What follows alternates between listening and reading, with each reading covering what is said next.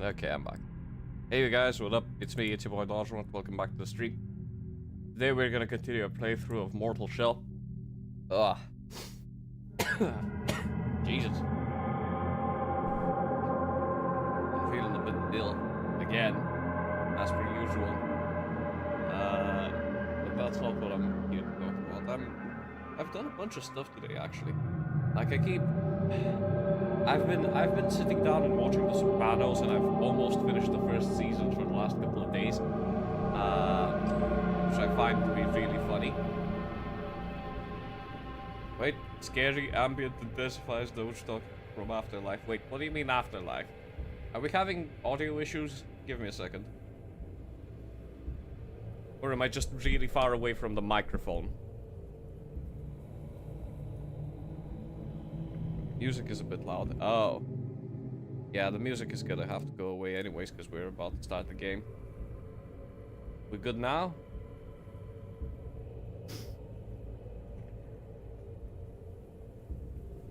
Yeah, hell yeah. But yeah, as I was saying, what is it today? Like, I've completely lost track of days at this point. Like, usually I had an I had an anchor point. Like, Wednesdays were my anchor point of the middle of the week. Where I would basically know, like, what day it is, because I knew, like, Wednesday I had, like, raiding and stuff like that. I had the vault and everything. And now, unless I'm, like, I'm literally just waiting for somebody to, like, at me or PM me. Raid days are such good anchor points, they really are. Like, I'm just waiting for somebody in the guild to basically PM me or at me, basically, in one of the channels going like, oh, I need something for blacksmithing to be crafted, or I actually should go for those recipes. That's what I have to do in the back. But yeah, or if somebody needs help with their Mythic Plus or anything. I want to get 2.6k up, but Tony said it requires 12s, and I'm not sure. 12s are not that bad. Like, you would be surprised, but basically, if you don't die, and if you don't parry too much, it's pretty much fine. If you ask me personally, if we have somebody like Dread, for example, or Oni, but I would say Oni is better off actually being a DPS at the moment. Like, if we have Dread, Oni, me, and you, and maybe like Zack for healing or something like that, we're gonna be fine. Like, most configurations of us would be, like, mostly fine with a lot of the dungeons on 12. Zack and Oni said they would be around, yeah, exactly. And I've said the same thing, so we pretty much have, like, Oni is universal. Oni can cover pretty much anything because he's Oni, and he's, you know... That's like trying to figure out jobs whenever Ark's around, you know? Like, you do your own job, obviously, but, like, you know that Ark's, that there's at least one more person who has the profession.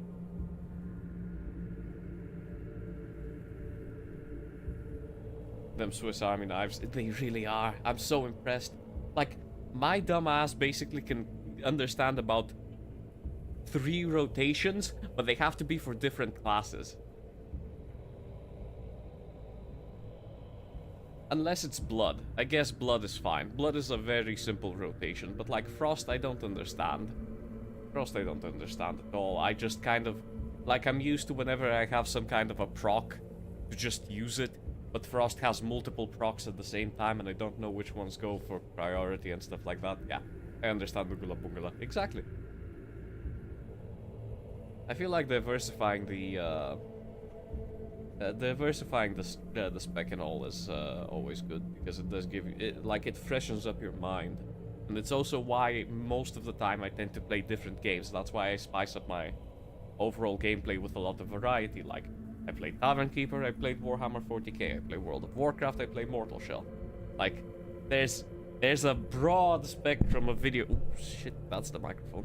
There's a broad spectrum of video games that I tend to you know, cover, and that helps me with, that helps me a lot with the pacing and everything. So if you're ever wondering why, for example, I usually don't get flustered on mechanics unless it's like big pressure mechanics, like I don't know, grabbing orbs in Dimensius or pulling the two mobs.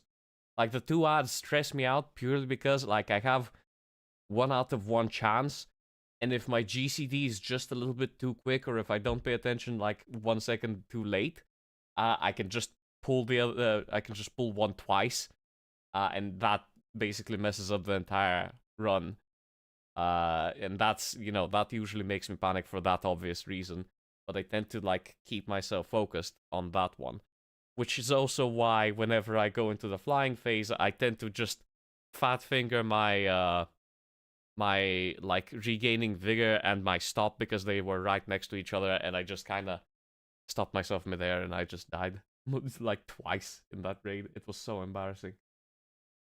There's absolutely benefit of playing games that put a wall in your face, like Elden Ring or Hades. They present challenges you can work on your own way. Well, I would say yes.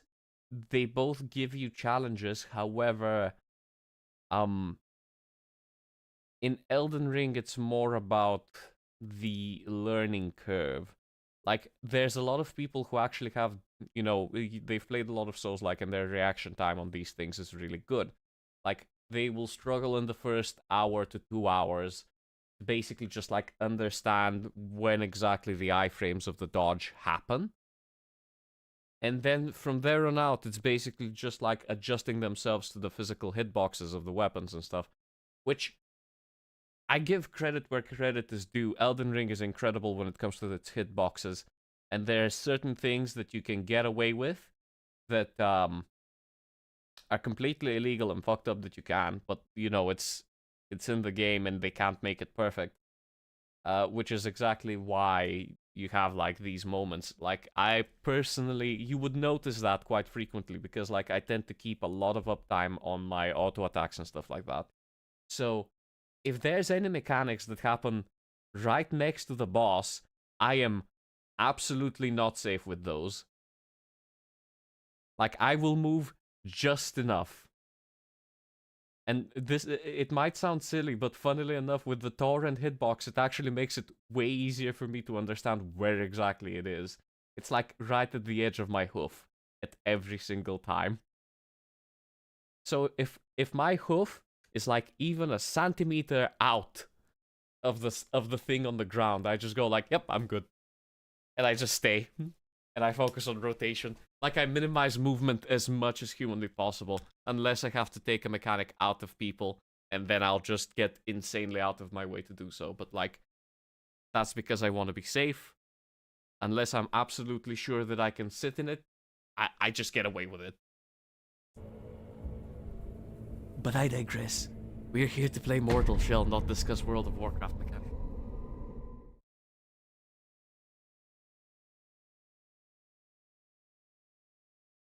Chipped Wolfgang, yeah.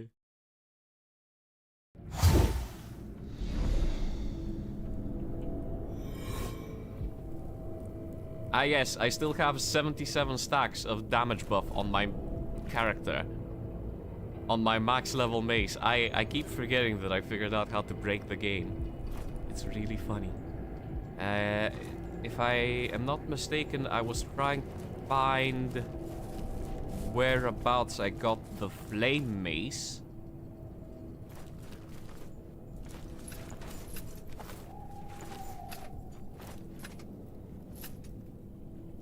And the reason behind it was that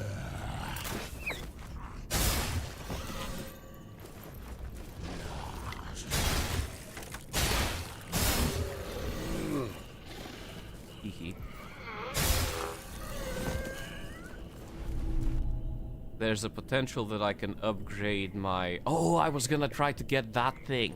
Right.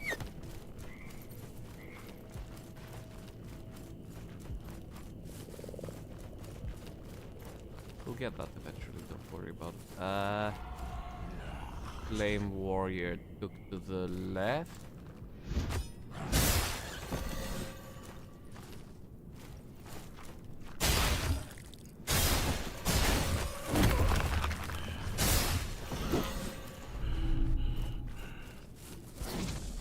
can see him aiming at me. Come on. You can't defeat me by the power of Serpentine. I will destroy you. Ow.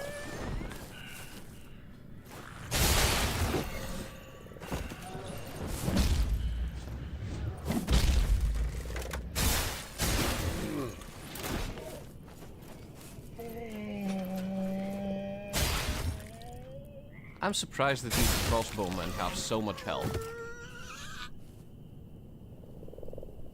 Also, what's up with these bats?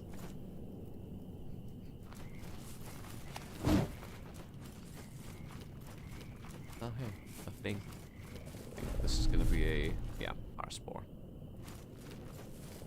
I feel like those boiled frogs are actually gonna come in handy at some point.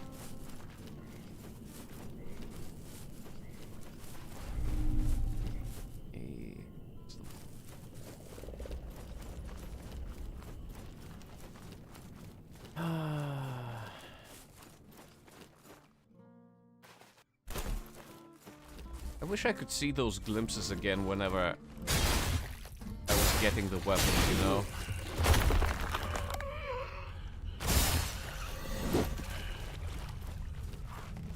Because I do not remember the pathway towards... towards the flame totem.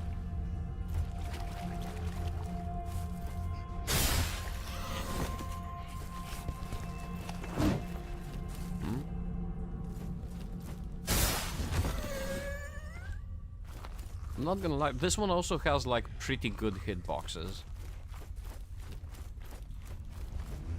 Like you can see how the weapon is actually like reaching appropriately every single time. I've not had a moment where I've went like, oh, this hitbox was actually bullshit. Like genuinely, I've had moments where I thought that the game was actually gonna punch me for a moment because I got too close. Multiple times with the first boss that was right next to the cathedral.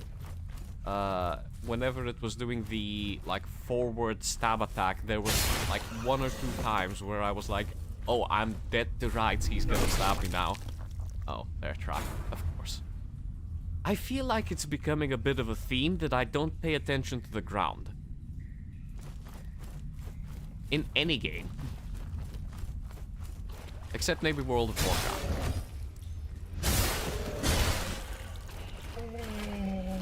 Oh, there's frogs. Eat the mushroom. Tasty, tasty mushroom.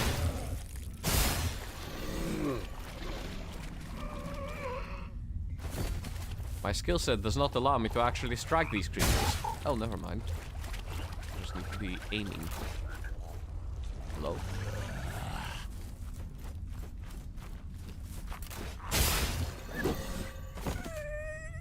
What? Oh, it's the entire island. Have I been here before? I don't recall this many crossbowmen.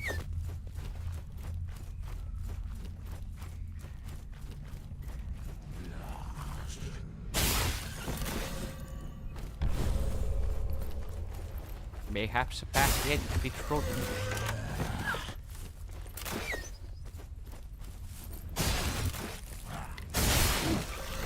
Twofer. A what?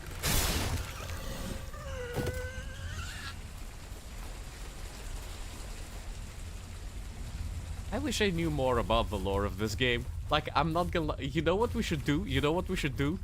At the end of this game, when we finish it, we're gonna watch a lore... like a lore video about this. Like an in-depth lore video about this. And figure out what the fuck I just did. Oh, that's gonna be great. I don't know, I'm sipping nectar, I'm playing with tar. I'm like a weird shape changer that inhabits corpses. I think I'm basically described as the hungriest one. I think they're talking about me in one of those tablets. I don't know. It's bizarre. It really does feel like a bit of a fever dream, and the scenery does not help at all. Like, it's all... How do I put this? Everything has the dark and gloomy filter, and it looks like it's all different, but all the same. At least in the base area, and it's a bit of a maze, and half the time I'm not sure where exactly I'm going.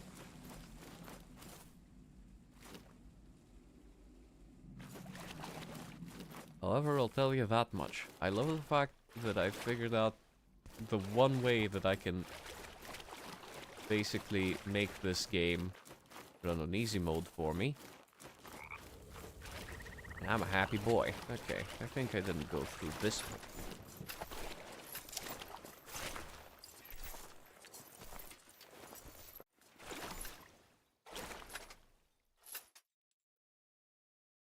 This looks...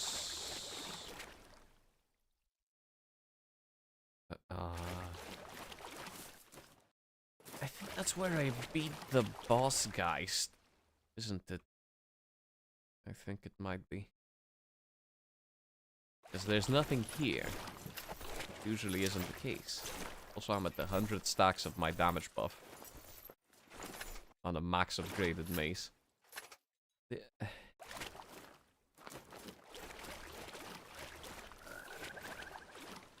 At this point, it's a question of how much I can... Oh, I remember this.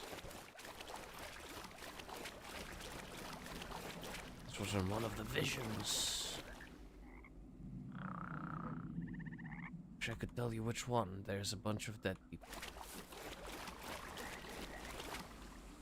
Any bear traps? Safe space. Okay. Okay. I mean, the second I enter and see the scenery, I'll probably recognize what it is.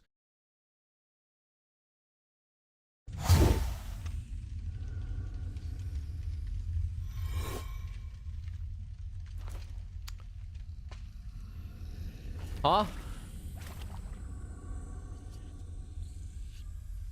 Huh? Oh, this is...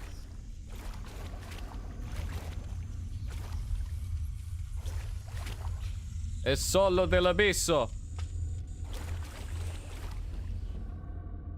Perhaps it's time to make some new memories? Maybe?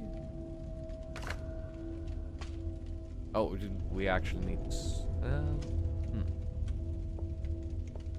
I feel like the Untarnished Mask will just return me... without actually using half my memories, maybe? I don't know about the Ornate Mask. Let's see. I'm not in a rush. What have I left here? Frozen Claymore? This is... No, I've cleared this place out. Also, I should save up my dough for the merchant. I think I need to go past that fire effigy. I feel like he went past the fire effigy. Because he was dragging the mace behind him.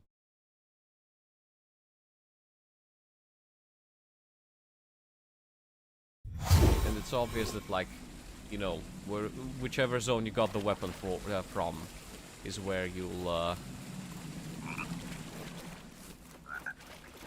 get its second upgrade. Bear trap.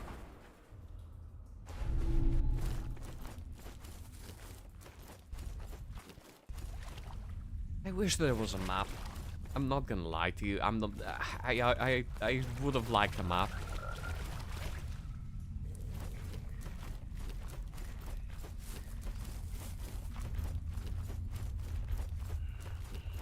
Or at least a way to, you know, rewatch previous memories.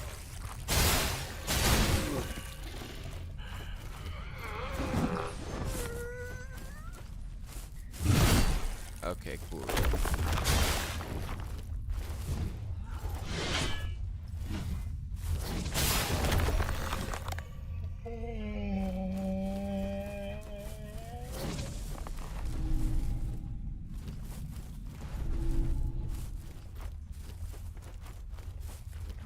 Let's actually use all the holes in the ground. See where that gets me. I won't change outside of house. Attempts to change outside of house. I mean, they did give us an extension of how much capacity can be the outside, right? I'm actually looking forward to doing the changes.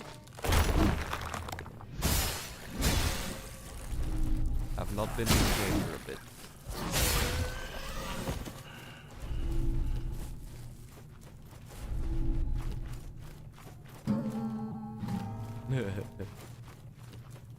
Also, the move house up arrow is visible now. Oh, okay, so they actually went along with it.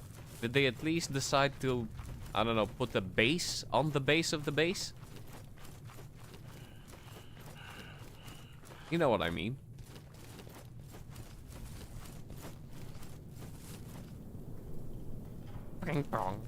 Yes, that's just the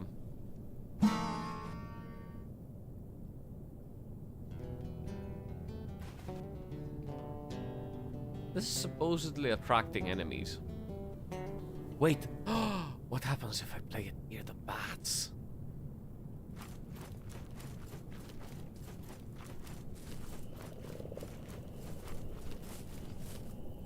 It also supposedly attracts enemies.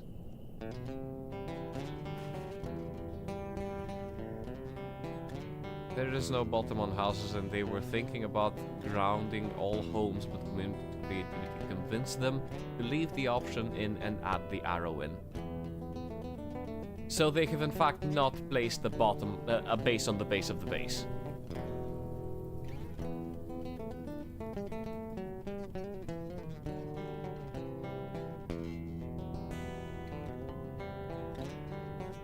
No basement? No, like... I'm talking, there's nothing, like, does it still just have no texture underneath the base itself?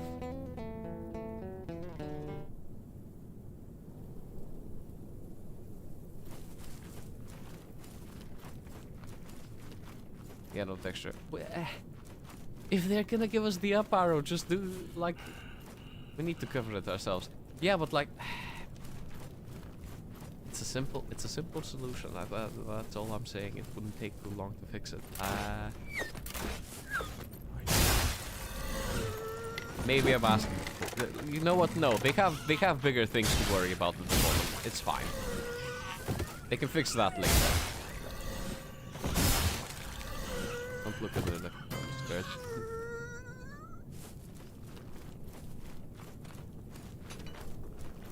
Problem solved. Yeah. But what if I want them scared?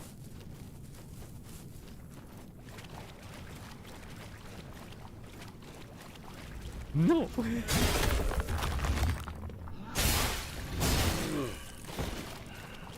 Build brothel. They haven't given me the housing options. Like, if I'm not gonna lie. At some point, I might just make, a pimp mansion.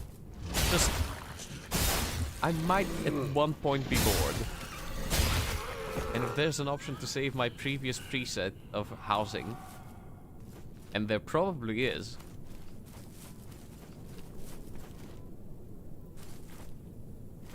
I'll probably have like a couple of house presets. I'm not gonna lie. I'm actually excited about that. I think I've been here before. Oh, okay, they got me. Why am I aiming at the wall? Okay. Okay.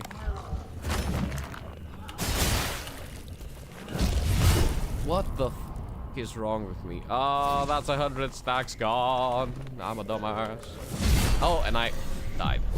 I full on died.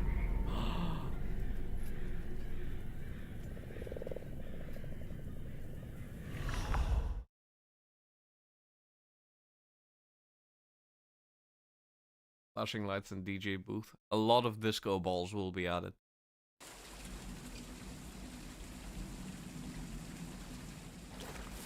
Where the hell am I? I don't know, but I'm weak as shit now. These guys take 3 hits. Imagine.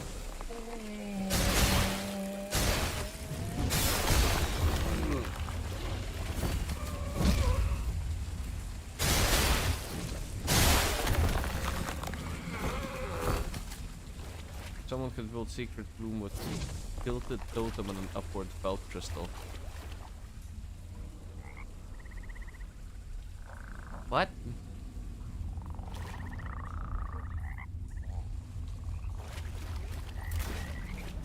We figured it out. I don't think I can.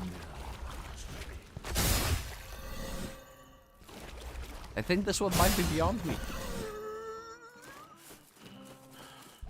Still on it. Ah. To be fair, I did just recently figure out a way to basically have like a secret room by basically placing benches that give you access to the room. So, you know, the community is gonna go insane-o at some point with something. I feel like we're just, you know, we're scratching the tip of the iceberg with our possibilities.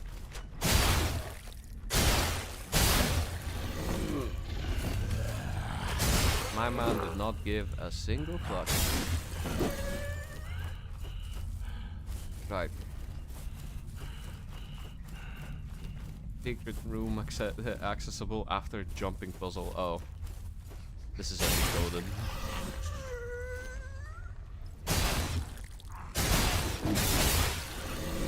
You could tell.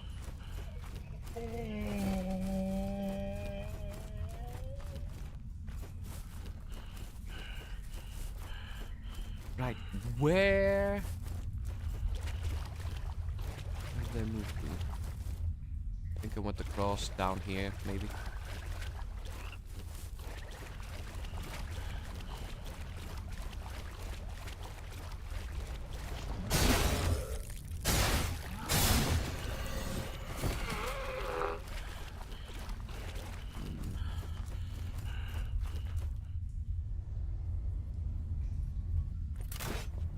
I have no recollection of where I went through. Oh well.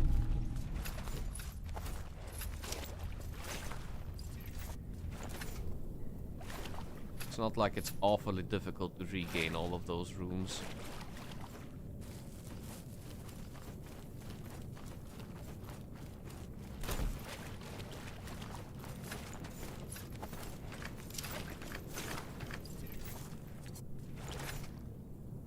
Trying to change up my counter attack ability, and I'm not gonna lie to you, I'm not gonna be shifting out to the lifesteal one. That doesn't look like the burning effigy one.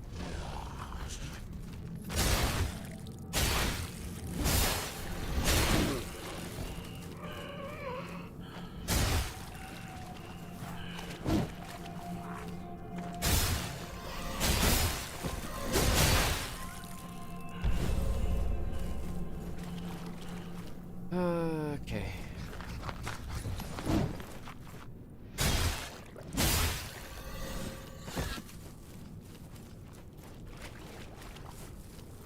Oh, I remember this.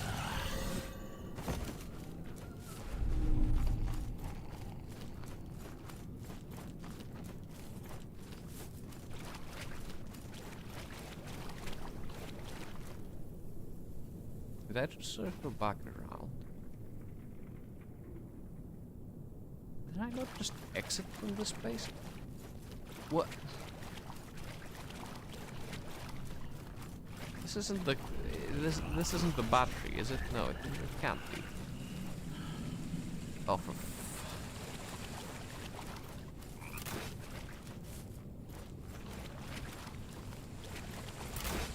it's all a circle.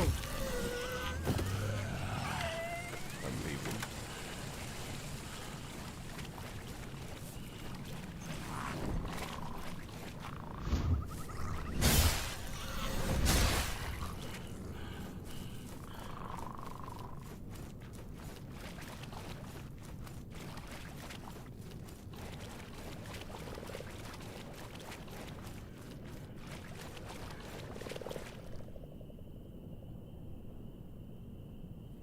No, that's the... Okay. The memories are flooding back to me. I feel like I need one of those fucking essences for me to just, like, have some memories in my fucking head about this game.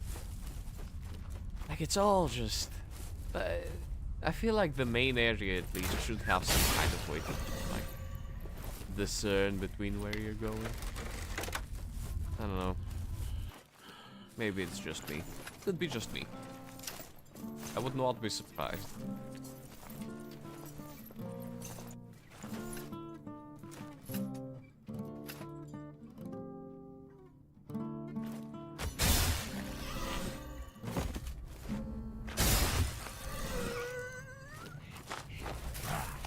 What's up? Hey! Flaming effigy. That looks like it's exactly what I'm looking for. Ow. Rude.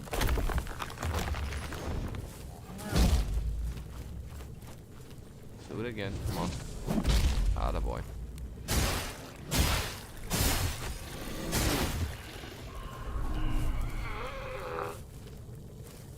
Okay. Flaming effigy looks promising.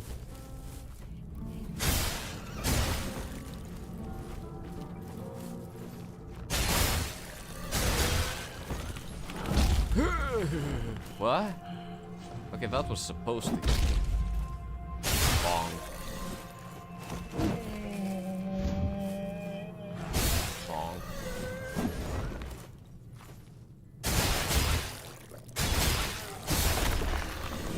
I was afraid I was gonna get hit there. Now, up or down? I'd say down.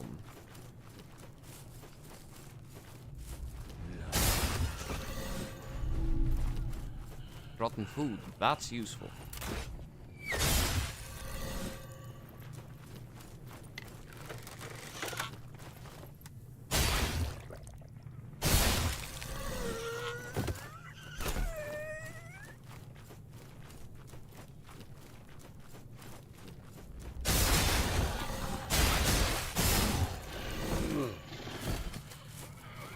Absolutely wreck-a-rooskies, brewskis. Not gonna lie, this mace made the game so much easier. Do you even lift, bro? Yes, a massive hammer. A silly, oversized hammer that swings wide. With a character that has a specific trait that basically allows him to... How they even put this? It allows him to keep, like, damage buff stacks until I get knocked out of this shell. Can go up to 100. I have... Oh, this is where I killed the Grisha. Yeah, no. We go back. We're going through the big tunnel. I love the silly big hammer. I mean, the frozen claymore, funnily enough, even bigger. But I don't like it as much. No spaghettios. But yeah, flaming hammer peak.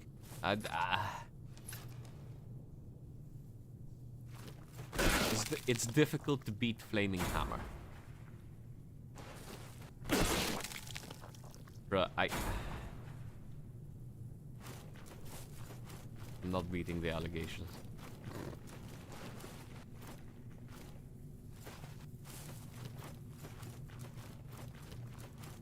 How can I step in every single fucking trap? Every single one, no exception. Just that good.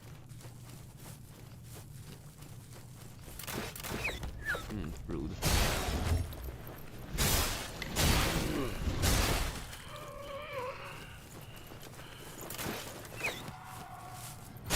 Now. Let's not be hasty, my simple-minded friend. Looks like me on the gym last night. The groans and smell of death. Yep. And the constant panting. The constant panting is just like a given, a natural at this point. Triple kill.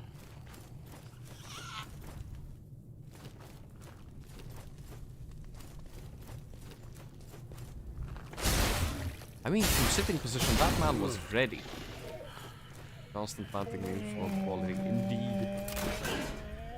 Yep, the full 90-degree turn. This guy's a professional. Hello. My meager stamina pool. That's like a quarter of my health pool. Okay, yeah, the flame looks promising. Although that guy looked just like the Twice Born or whatever the hell they call them. Little crossbow boy.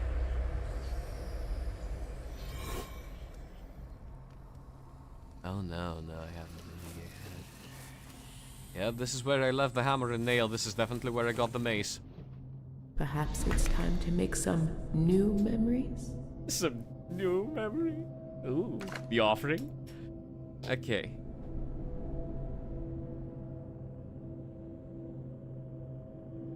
Next damage taken, hardened, converted to health. Eh.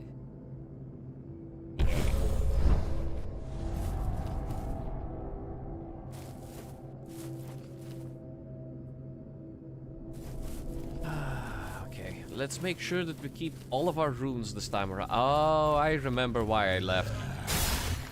So these guys were assholes. These guys.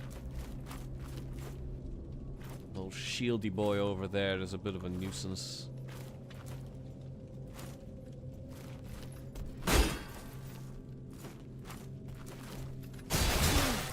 Incredible.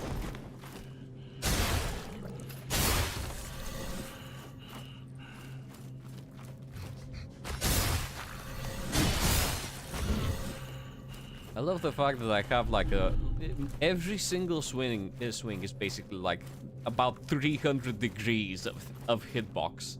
New memory.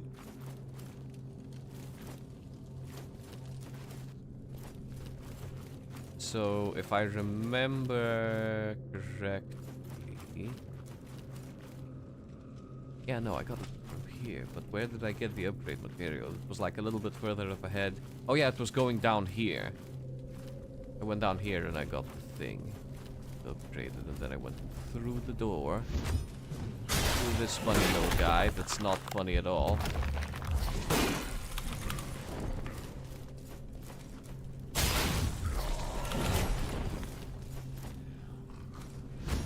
Oh.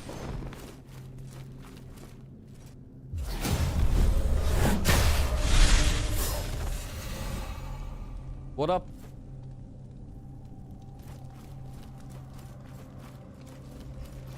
Boogity boogity! Ow.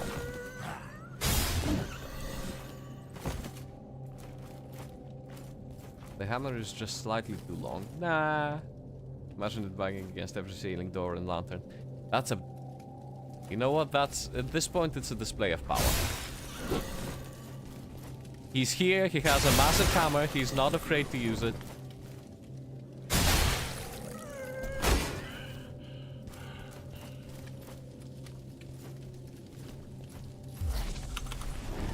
Too early. Yeah, I'm intending to get my health back. So let's keep our eyes peeled for any hidden like holes that we can travel through, because that's usually where they keep all of the goodies.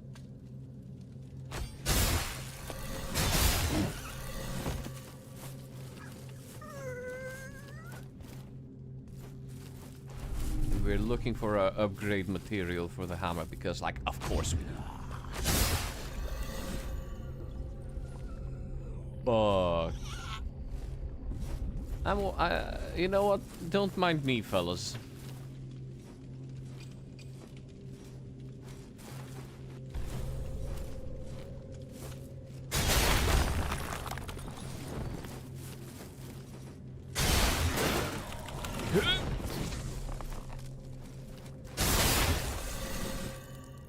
Okay. Went better than I anticipated, that's for sure. The Iron Maidens were openable, some of them. I found some good loot in here. So I'm expecting that everything is going to be painful around here. Oh, I remember what happened last time. I tried to run away into a different corner and actually bit me in the ass. I died very violently. Did I check another split?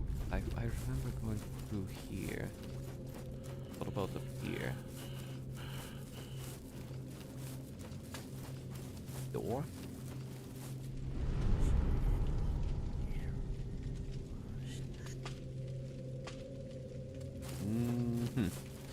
I think that's a return point. Statement piece, yeah. It is a statement. I'm not gonna lie. If I had the option of wielding a hammer, this form, I feel like, is the best one. Because guess what? It's just a large baseball bat. It's a really long, powerful baseball bat. And the baseball bat, I hate to say it, is the best mace shape.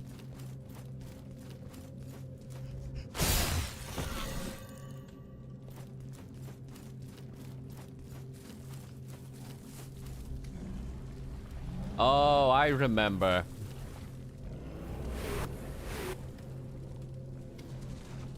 Now, if you'd knock their heads off too... I don't know if it's an option, sadly.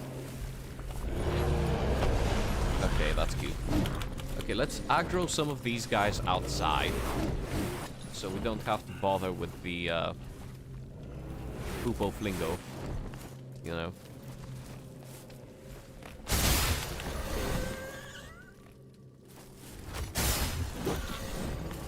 Okay. So, on what principle does he shoot to? He shot one there. Oh, he spat two out. I see. That's what it is.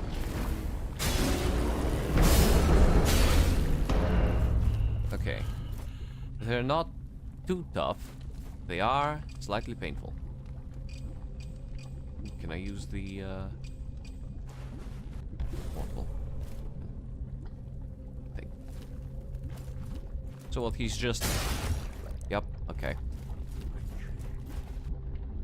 He's just dead in his spot. I didn't know what to expect, to be honest with you.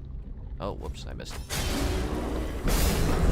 Yeah, I'll take care of the problematic one first. The rest of them are more of a nuisance. Yeah.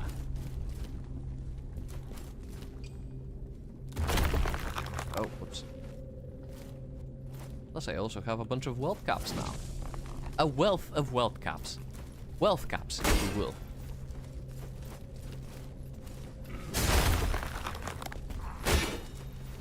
Yeah. Pull back. Okay, get ready. That's one down. Aye, aye, aye. Whoa. There we go.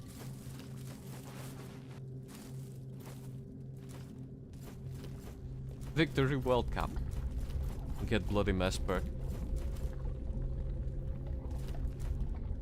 I think we actually have something like that unlocked. Basically, when I get hit out of my shell and I regain it, I gain like one powerful strike that can potentially make them explode into a bloody mess, if I'm not mistaken.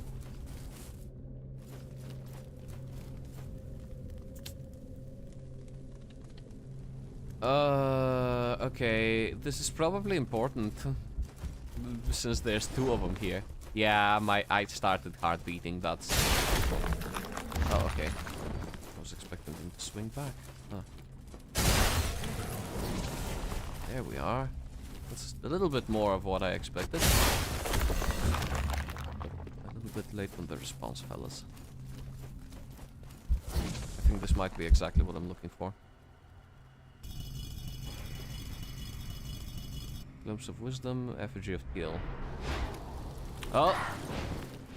Funny. Real funny.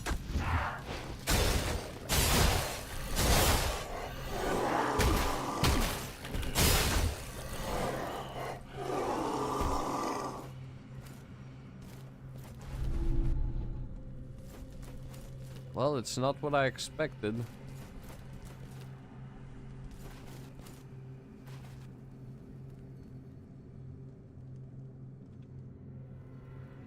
It's the spiritual guy.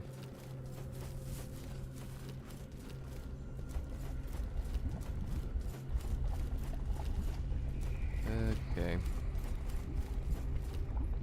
Another one, of course.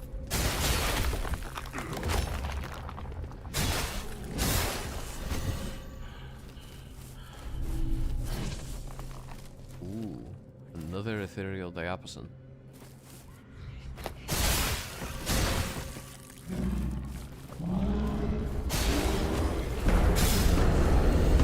I'm glad that I'm strong enough to not be worried about finding out how strong these guys are.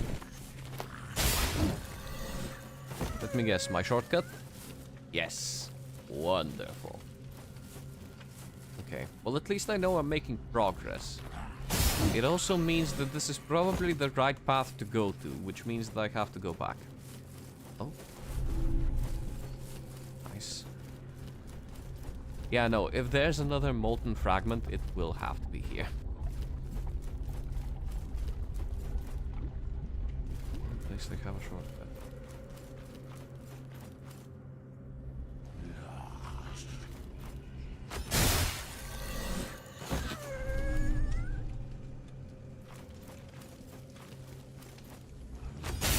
Wait, that's another grave? Okay. It's a teal again. Am I gonna get assaulted by spirits this time around? The mistress is here. Hello? You look parched, foundling. Hmm. Curious how even a creature like yourself must endure the indignities of the flesh. Such burdens are discarded in these chambers. These disciples are a gruesome sort, but you must admire their conviction. Did you know that beneath their hoods and veils, there's nothing much at all? Oh. Just scraped bone and tattered sinew. Ooh. Packed with the sacred ashes. It has a certain allure. Asceticism is not far from vanity. Now let us sate your thirst. Give me the sipping. Unless you're also foregoing your primordial desires.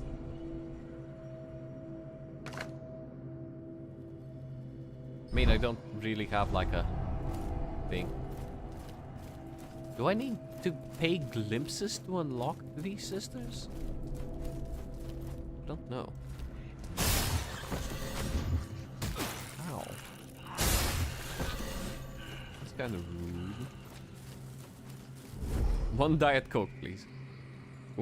Why must great indecipherable die while beggars and bandits and indecipherable flourish? The body is little more than kindling that our spirits burn through. Enflame your passions and forget the reluctance for ambition, for sacrifice, no more coddling the infirm, no more sheltering the ill. Indecipherable the weak, purify the flesh, leave nothing but ashes. Okay, cool. That's a little bit extreme, fella. What the hell is that? Oh, it's one of the soldiers. Faceless ghost, wife who looks with disappointment. You don't have a face, how do you look? With your eyes, Bert. Ah, what the idiot. Can I move away, please? I am constantly on fire. It's not healthy for my complexion.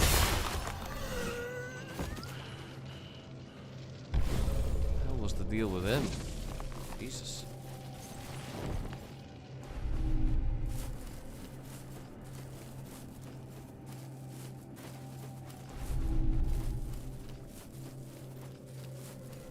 You can feel up in my bones.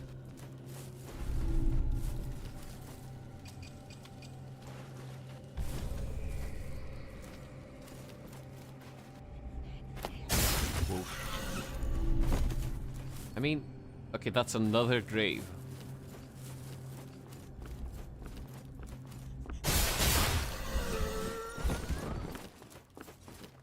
Un momento, por favor.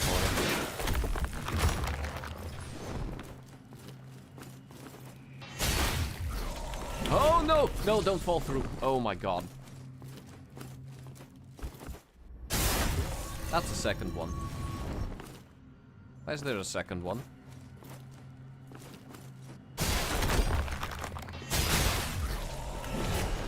Fucking Christ. I feel like I'm gonna fall off any second.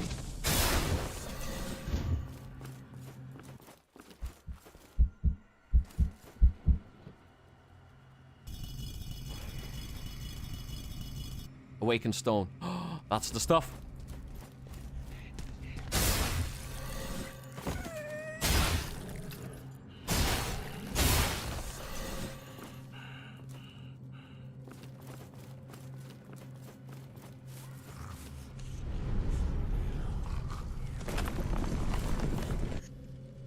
Okay.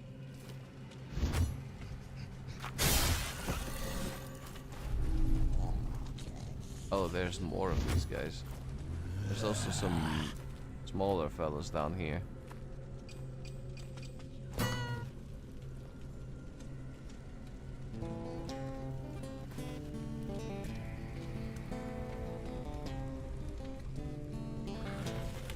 Ow! Hey!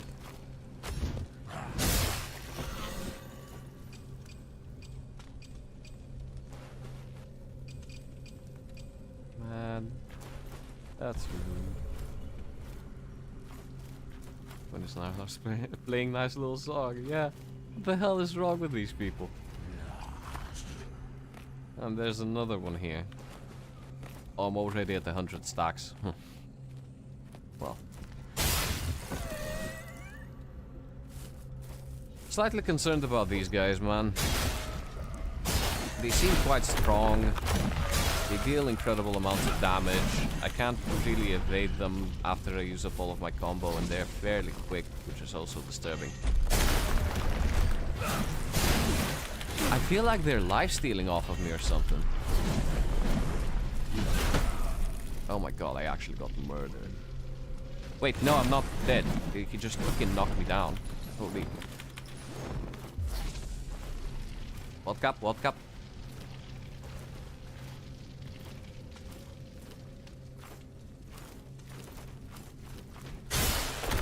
Okay, we got him. I mean, that's insane amounts of damage.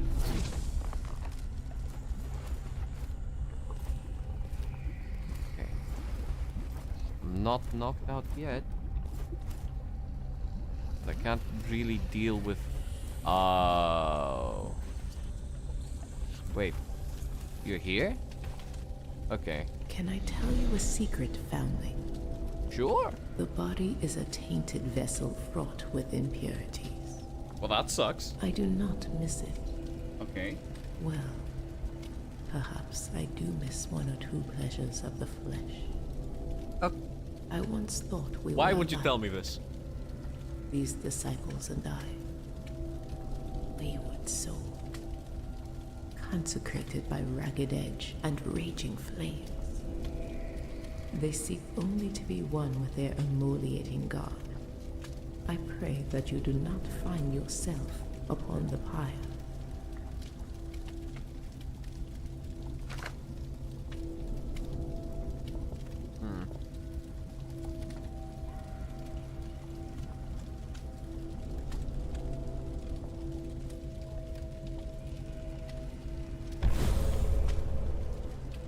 More worried about losing the runes than anything else. But I think I'm gonna be fine. This is a boss battle, I'm fairly certain. But I also have 100 stacks of my damage buff, so let's see what happens, you know? Maybe I should have upgraded my weapon first. We'll get to it. There's also one section of the place that I haven't visited yet, so maybe I should have actually went back and cleared that place out. That might have been a mistake. What the fuck?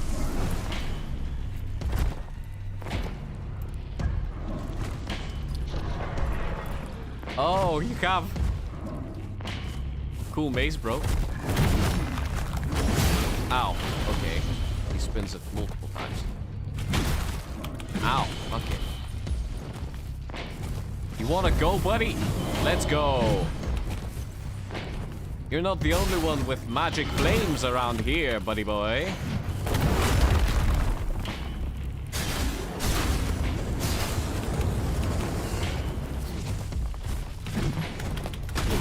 Ow. Do we have something against, I don't know, maybe like fire?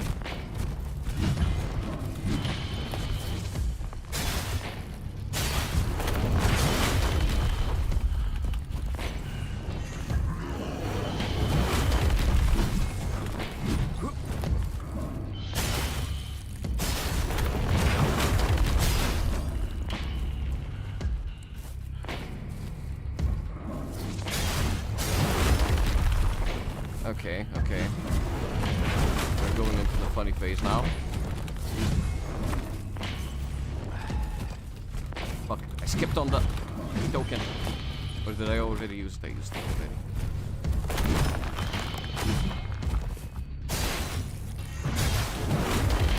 Nope.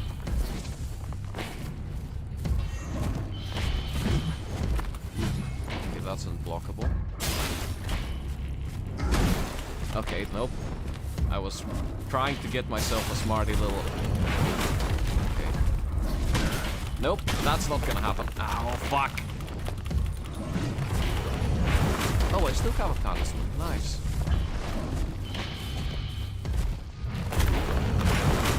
Thank you for the health, buddy boy.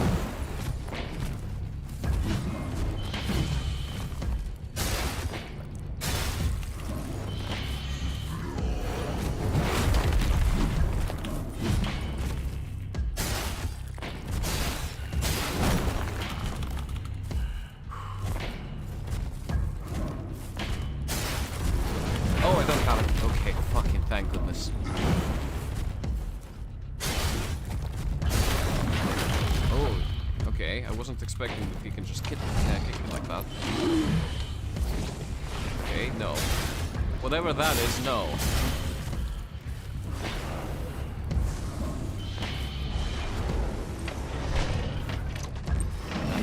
Is he still... No, he's actually not. Okay, thank goodness. I was worried about the phase 3, I'm not gonna lie to you.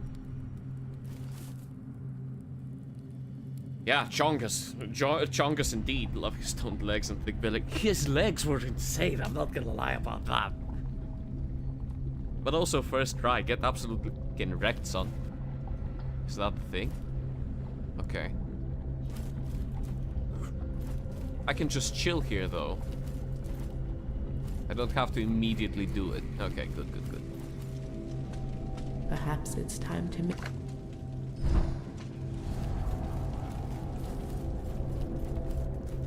I'll keep it like this for now. Oh, there's more down here. Your home now. Well, if that makes any sense, then I have... You are damned at birth, promised death. This is the brutality of our flesh, but it is a falsehood. The gift of immortality lies within reach, but you must be willing to take indecipherable. By force if you must, even if you suffer without end. There is no indecipherable without sacrifice, but there is ecstasy and agony. We have such sights to show you. Anyway. Ah, evil ghost. Be gone. Set me on fire, not apparition.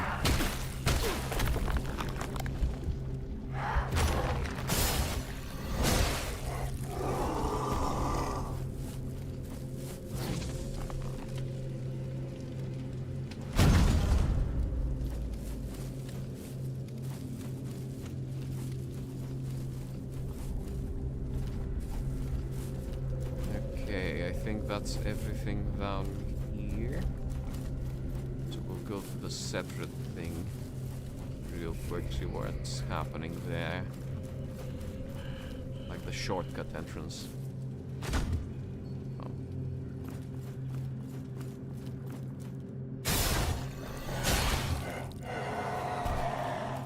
Well, at least the funny Blade Knights are not here. What's happening? There was like an interactable below. Oh, hello. Ah, spicy.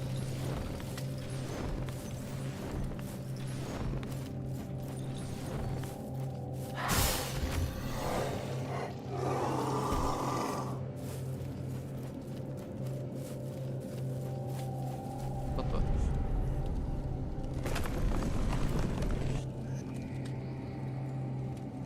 Did I cross through a door?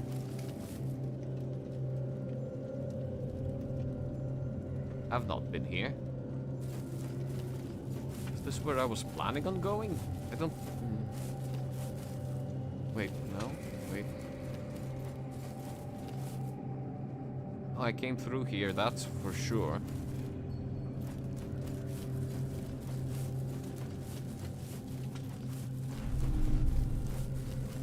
One sec.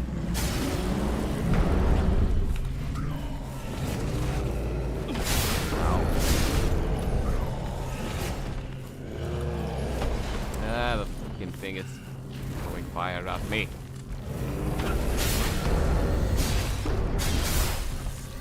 Oh, I got the other guy as well. Neat. The flame guys are alive as well? Oh,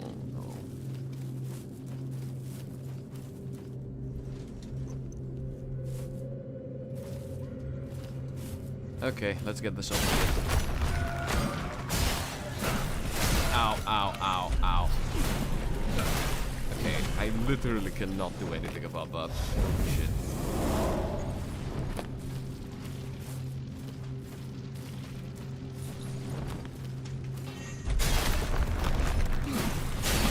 Is he self-healing? What's happening?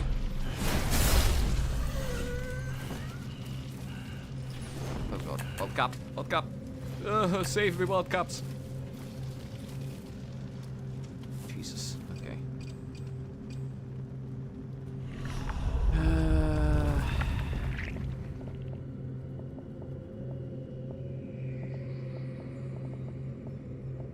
Anything else that I can use for healing? I don't want to use roasted grass, but I guess I'll have no choice at the moment.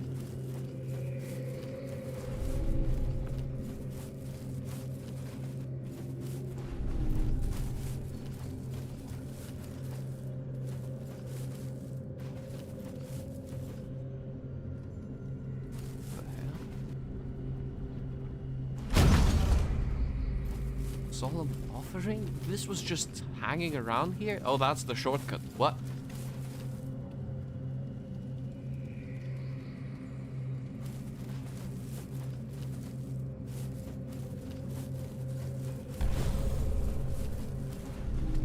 Okay, okay.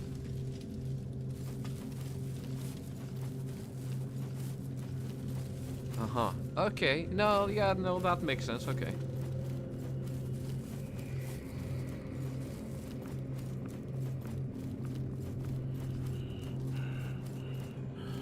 Was it? We'll figure it out. It's fine. Let me get my gland after I heal up. Yeah, yeah.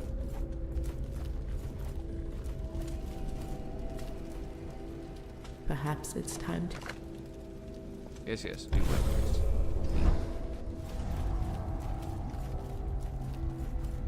New memories, DM. Give me the gland!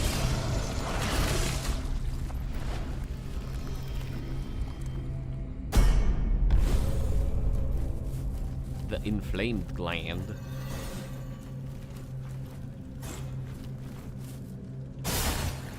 Dig on, spirit.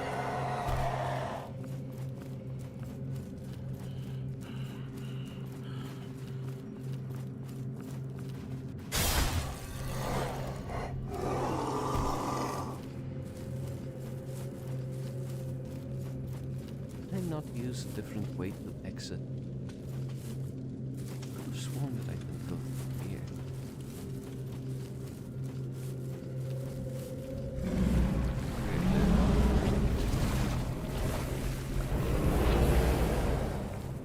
Well, the flame guy's not here.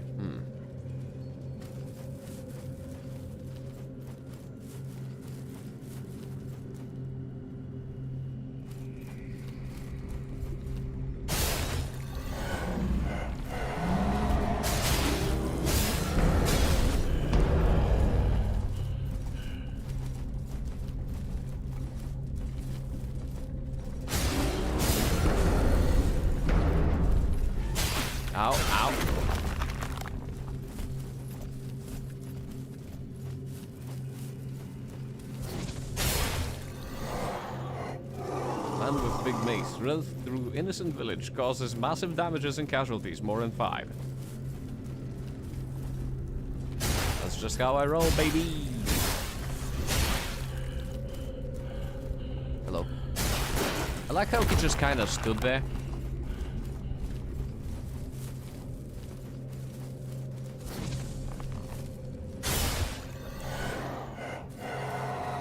And that's the exit.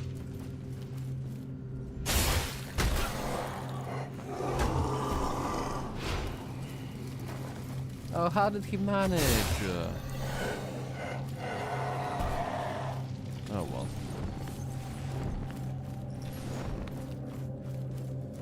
Paying respect. I tell you, I get no respect around here.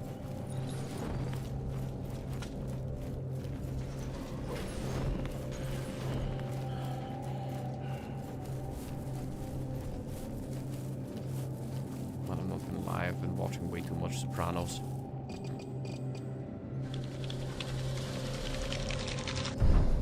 Oh, I might be in trouble. Awaken quicker, please. Perhaps it's time.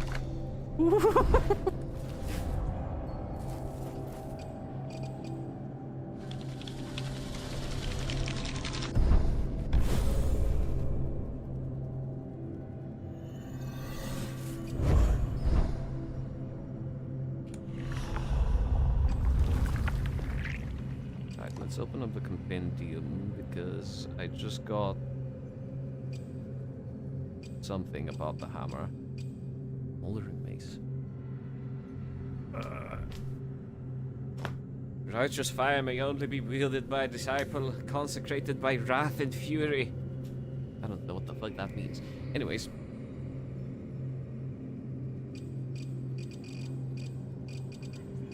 I was more curious about... So that's probably the sister mask. There's a whole bunch of glimpses that we haven't checked yet. I've actually been doing quite well, it seems.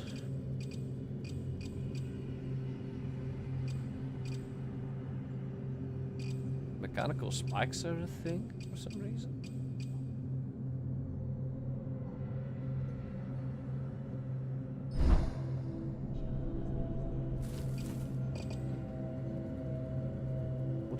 Again, it would have been nice to figure out what exactly I got instead of just getting like a singular thing that never appears again. Oh well. It's probably just me.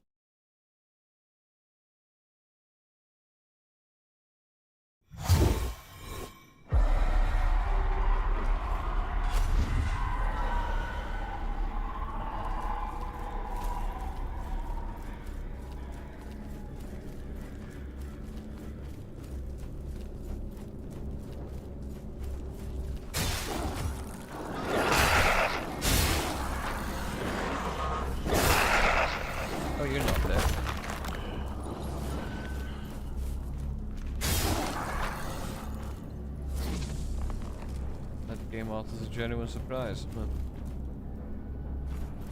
if I'm not mistaken, I should be able to access a shortcut.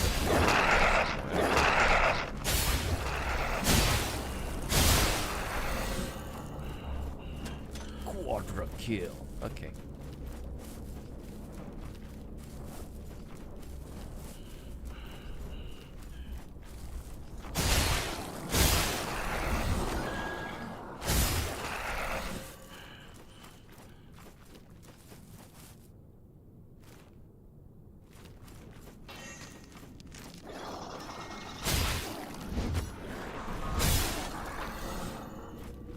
Nice if I had a stamina upgrade. Bear trap.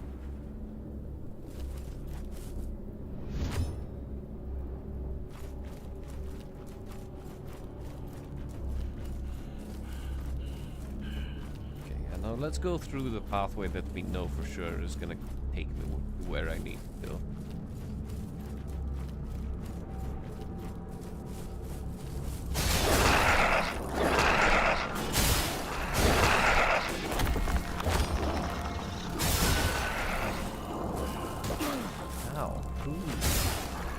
Oh, and he poisoned me as well, the little shit.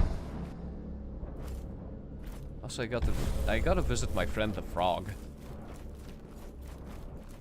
I have some rotten food for him.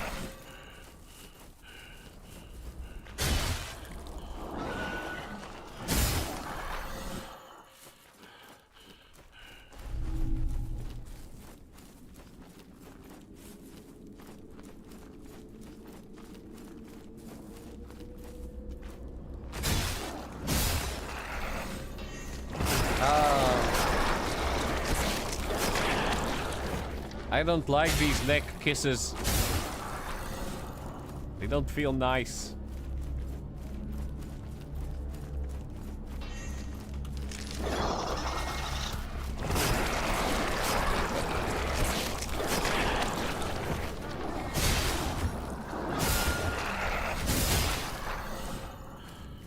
I would like to clarify that I was not consenting to these neck kisses.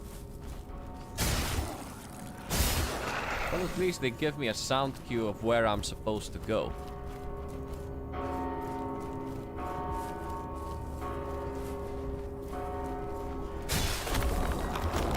Saw you.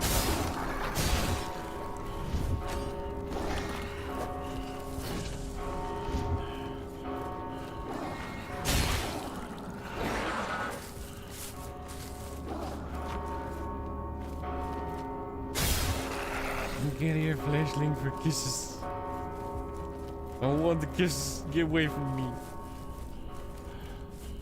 You're gonna give me ghoul cooties or whatever the fuck you got. Look at them. This is completely unconsensual.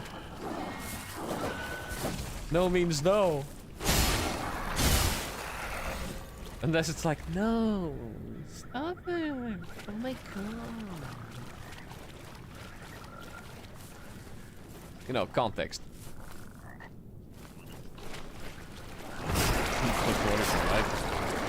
Well, again, context. A little rot on the neck. Nope. I don't like rot on my neck. I like my neck nice and clean, thank you.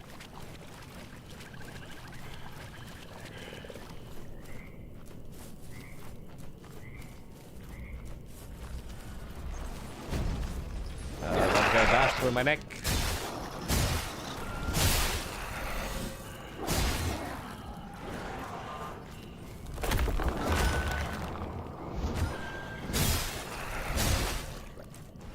You get old, your neck won't be clean. You will get old. Yeah, but until then, my neck will be clean. It will be so, by my will.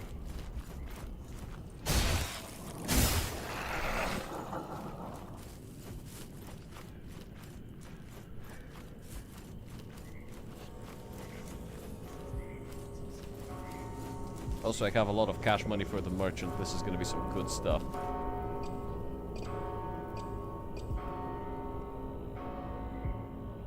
I need to get those tools though. I think it's time.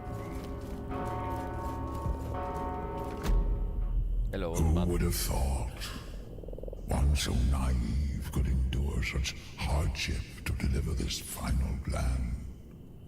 Yet, it is I who will ascend, and not those who are worshipped. What? Hand it over, and claim the honor to witness what's true. Pull the sacred gland away from the prisoner. Yeah, fuck it. Stay back. I will not waste this divine gift. Yes. I feel my wings unfolding, body burgeoning, eyes opening as if for the first time. So, this is how it feels to be chosen to reign above the rabble. Pitiful maggots, bowing and scraping before their gods. Their lives unraveling one thread at a time. Is this guy gonna into betray a me now? pile of utter meaninglessness. Fate favors those who act, be it in their own self-interest or forth and bear witness to my ascension. Bask in my grandeur. It's time. What the hell? Enter hole. Okay. I'm gonna be back in a couple of minutes.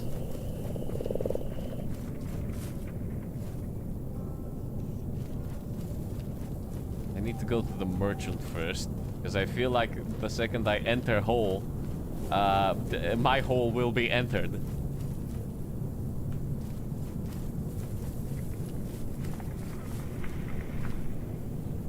Welcome back. Shall we engage? I'll gladly accept any tar as payment. So 8,000 for the tools. Wait, it only makes sense if you think about it. 750. Extracted tar? Oh, okay. We got exactly 8,000. Nice. Well, shall... Surely there's something you'll fancy amongst my collection. Yep, that one. I don't think I need anything else. All of these are kind of eh. But the tools, oh, those, my friend. Those excite me. Ah!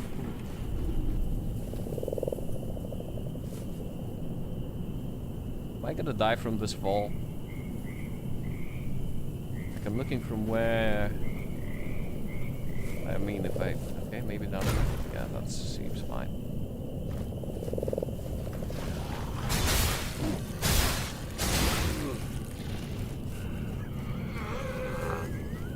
We will get up here, right?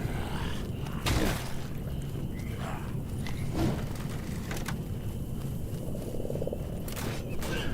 Oh, no, I can't. Okay.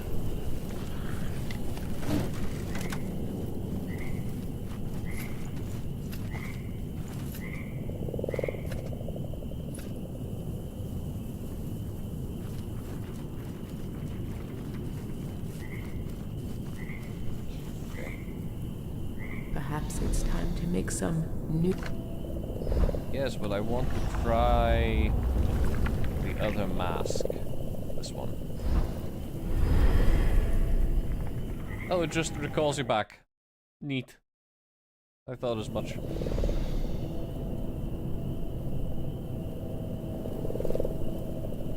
Perhaps it... I'll take one back. Thank you. Okay.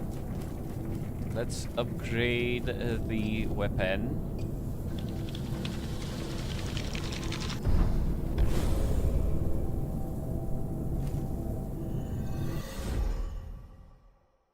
Left broken in the tower, this weighty box is capable of firing a devastating bolt at high velocity.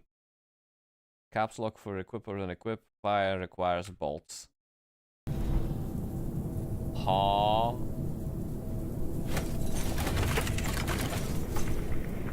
What the fuck?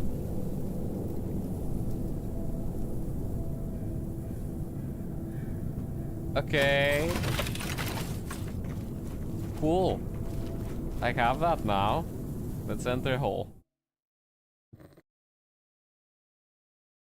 I'm gonna enter hole. Nice box. Thanks. It shoots bolts, apparently. Ah.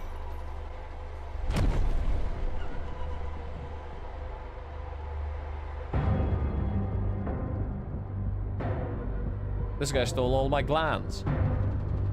It's all wrong. The visions have dissolved into darkness. There is no ascension. Only an endless abyss, growing deeper and deeper as I stretch my wings uselessly. Ew. I've fallen into a sea of shadows. I remember warmth and light, but even that is fading. The visions weren't for me. They were for you. Oh. Are you not meant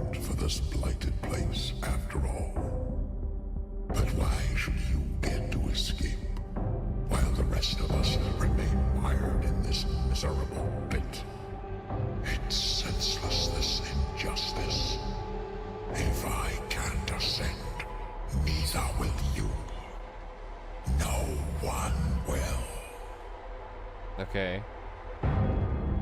Fuck are you gonna do about it? I'm gonna kill you and slurp on your juices.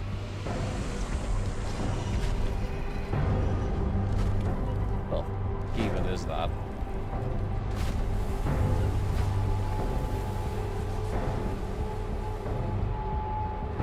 Oh, typical item.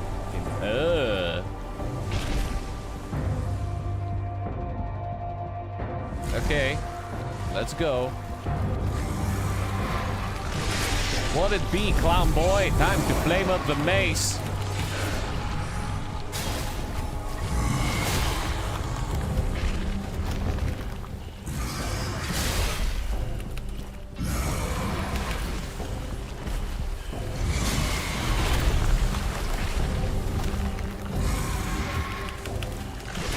Ah, I couldn't dodge.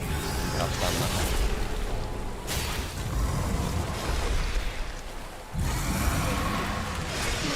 Ow, okay.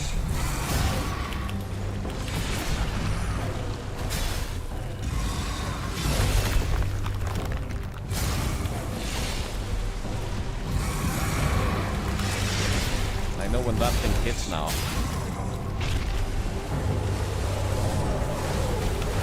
Oh, that's cutesy. What the hell?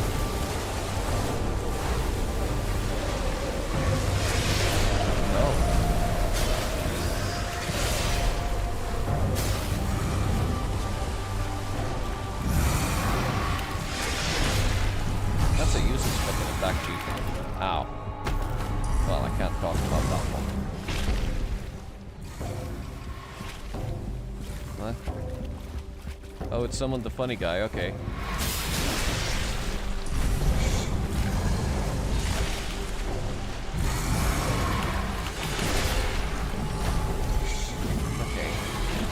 Okay, so that's what's your deal. That's the deal with these guys.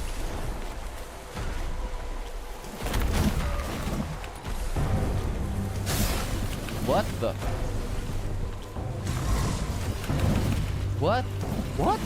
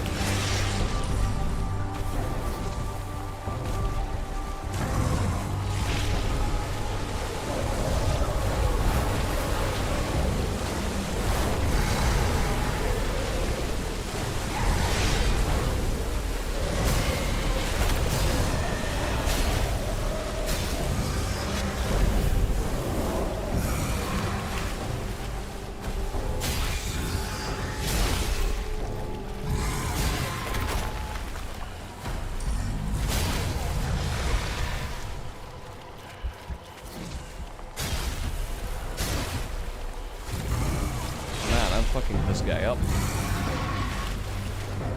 What the?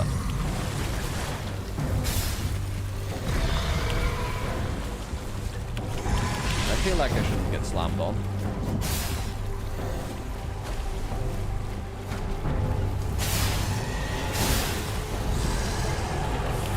Huh. Funny. Ow, for fuck's sakes. Okay.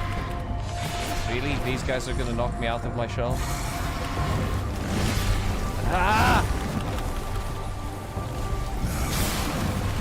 What is happening, bro?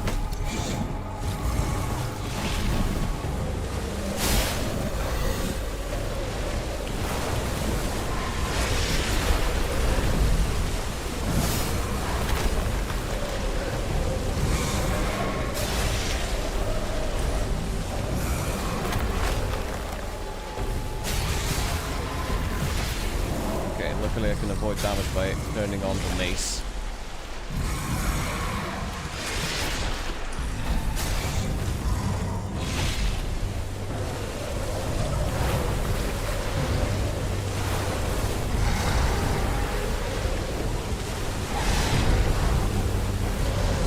Oh, stop running away, a big wuss.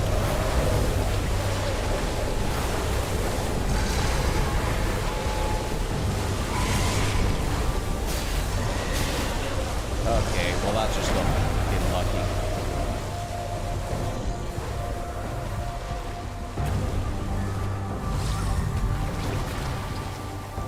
Well, actually, I have the chance. Where's the... that one?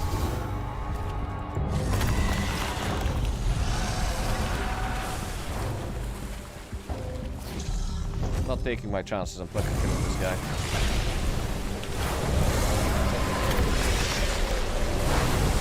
Oh, fucking with the waves.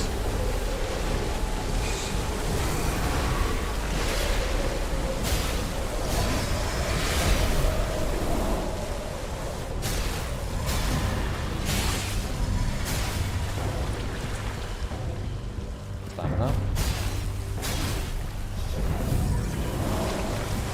Oh, right, I can just... okay. Wait, I just further empowered it? Let's go. What is that, the visual flurry there? Is that what I'm supposed to be looking out for? No. More of you, promise.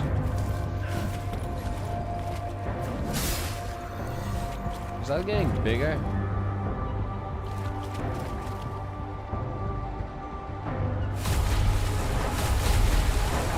Supposed to be worried about this. I don't know.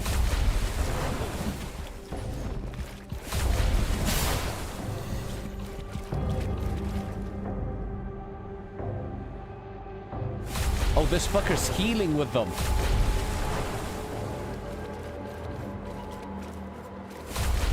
Oh, well, I can't do much about those there. Like, oh, that's why you need the ballista.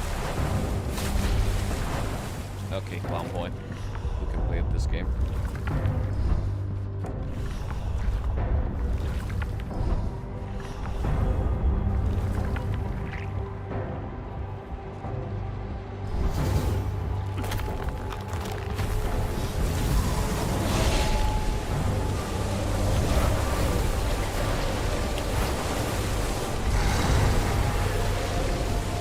You're about to burn, chicken boy.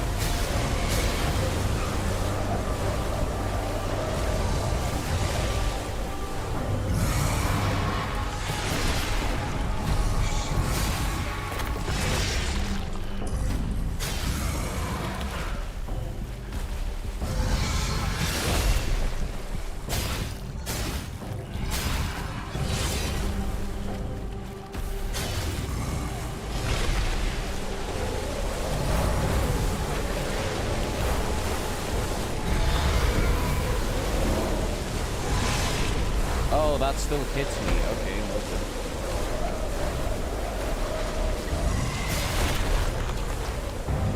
I don't even know if I can parry this guy, to be honest with you. Maybe.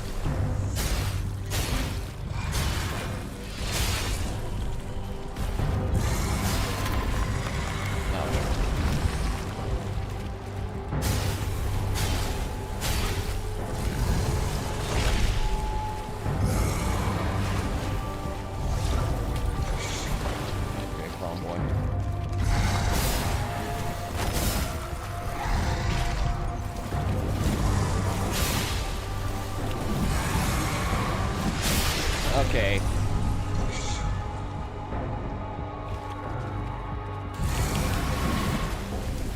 Oh, you fucking tried.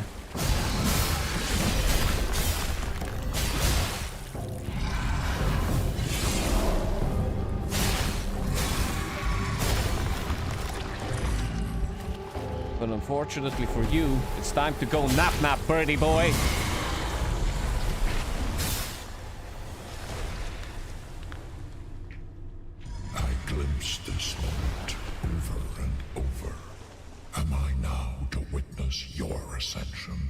Yes, bitch. Or will you shepherd me across the threshold?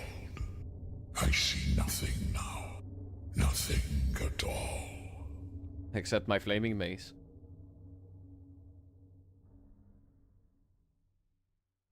I don't know. I think I have only one option. I just extract gland, no?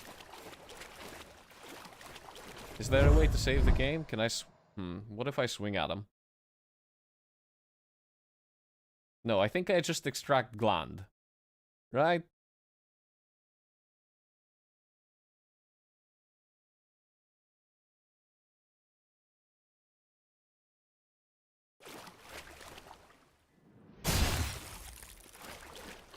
Consume ass?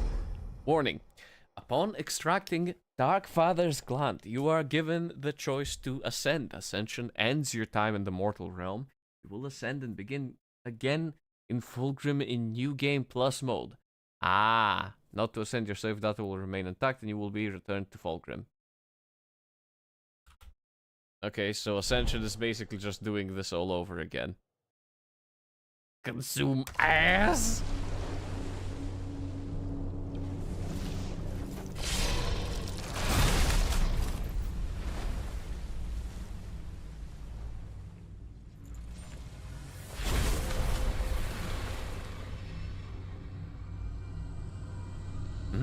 Sacred sippy. Wash it upon me.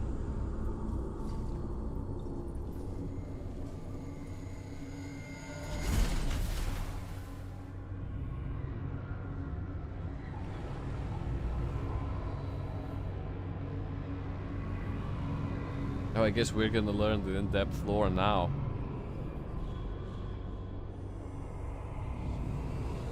As I waggle retardedly in the air. Whoa!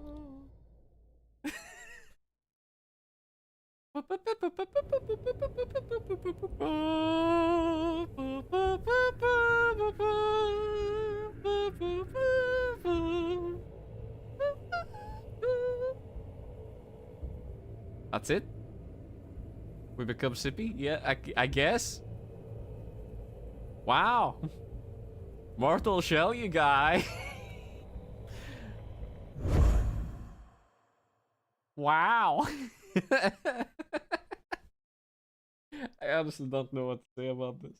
I was expecting, I don't know what I was expecting, to be honest with you. What's up? Do you have anything to say? Pray, what wayward spirit beckons? Oh, it's you. Welcome back, foundling. Okay. Yes, yes. It's all happening again. Why? This is the burden of immortality. Toil without end. Our spirits fragmented by the profane eternities. But there's comfort, even a certain pleasure in ritual. Where were we? Oh, yes. Sip this and you'll see. Yes, taste the truth. Okay. Nothing. It has more quenching oils. That's good. Oh. Okay.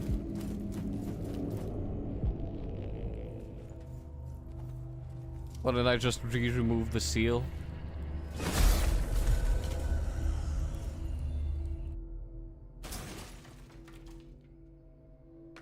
Does he notice? It's been so. You seem to. A small gift. Perhaps you too can use it to free yourself from this wretched land. So it's all the same. You end up like me. It's all the same. It's all the same. It's in fact all the same. Wow.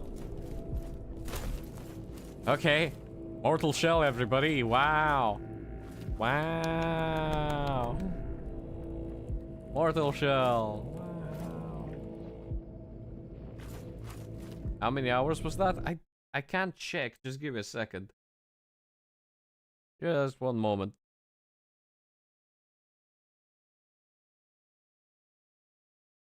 With me bumblefucking about, I would like to add as well.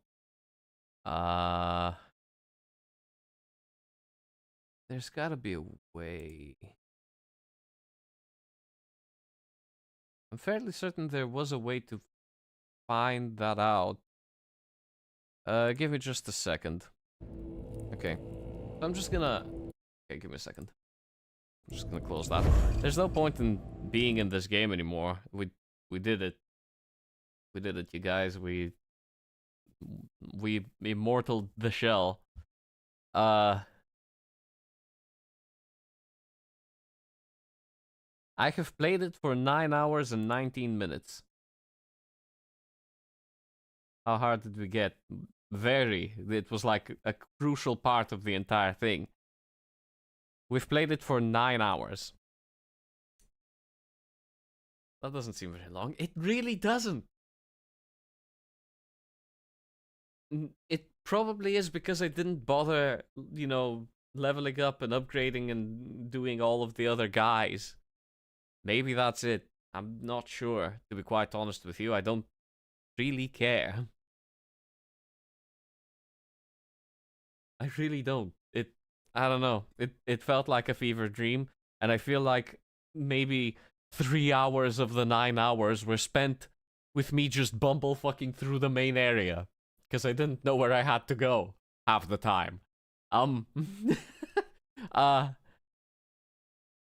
the gameplay was really good. Hitboxes were really good. It, I kind of feel the Souls-like idea behind it, but it also, how do I put this? It felt kind of linear. Like, you go to 3 different points, more or less. You get, like, the hammer and sickle. You get the 3 other shells. Like, you get the sword and the first guy from the baseline. You get the hammer and sickle, the hammer and the claymore. And you get the, like, rogue spiritual guy in the night. And you're obviously going to be playing with the fattest one out of all of them. Because, you know, health doesn't really change in this game. Neither does stamina. Which kind of annoyed me, to be honest with you. Because there was no actual leveling progression. It was just like you got a couple of more skills. Weapons, sure, yeah. They were upgradable. They got me a couple of things. They like the hammer felt really strong, so I just kind of stuck with it. Hit with fattest stick. Yep, exactly. I was like, this game feels like the biggest range available to me as in my repertoire is going to be the most effective one. So I just went with the hammer. The claymore obviously had more, but it was like the trade-off for speed was far too large for me to like. And it wouldn't have been enough to stagger enemies, so I was just like, just get the hammer. Hammer hits everything in a 300 degree like circle. It's gonna hit everything. It doesn't matter. And the flaming damage is also insane, and it also stacked up with the whole, you know, when you kill something until you get knocked out of the shell, you deal more damage.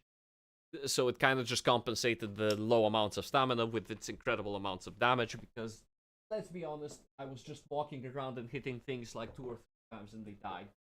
Which was not the case until I actually got the hammer and I upgraded. It was not the case. I'm gonna go to the bathroom real quick.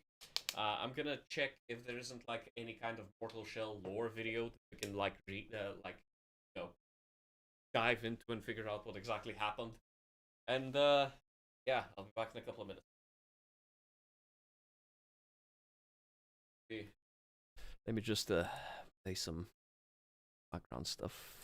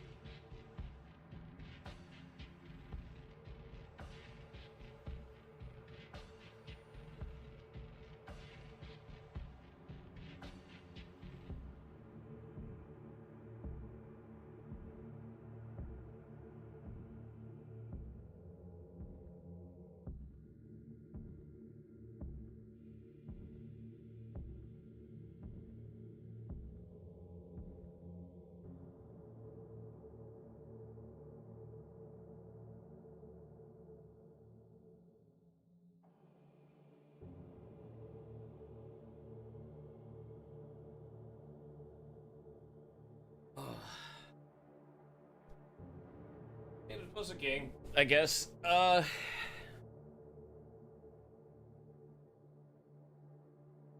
Okay, let me see if we can get... one moment. Un momento, por favor.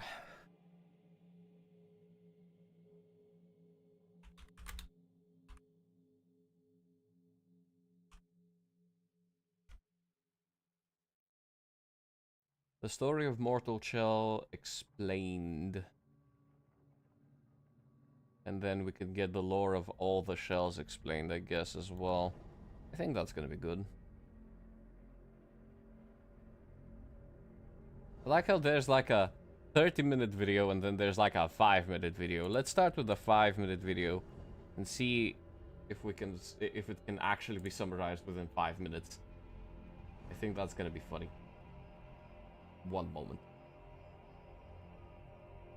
One moment, please.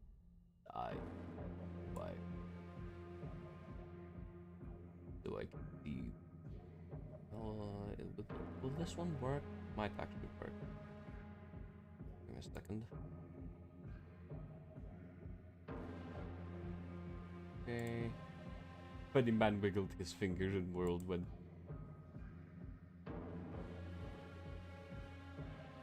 I mean, I'm not gonna lie to you, it does kind of sound like that's pretty much what happened. Yep. Which window is... That would be...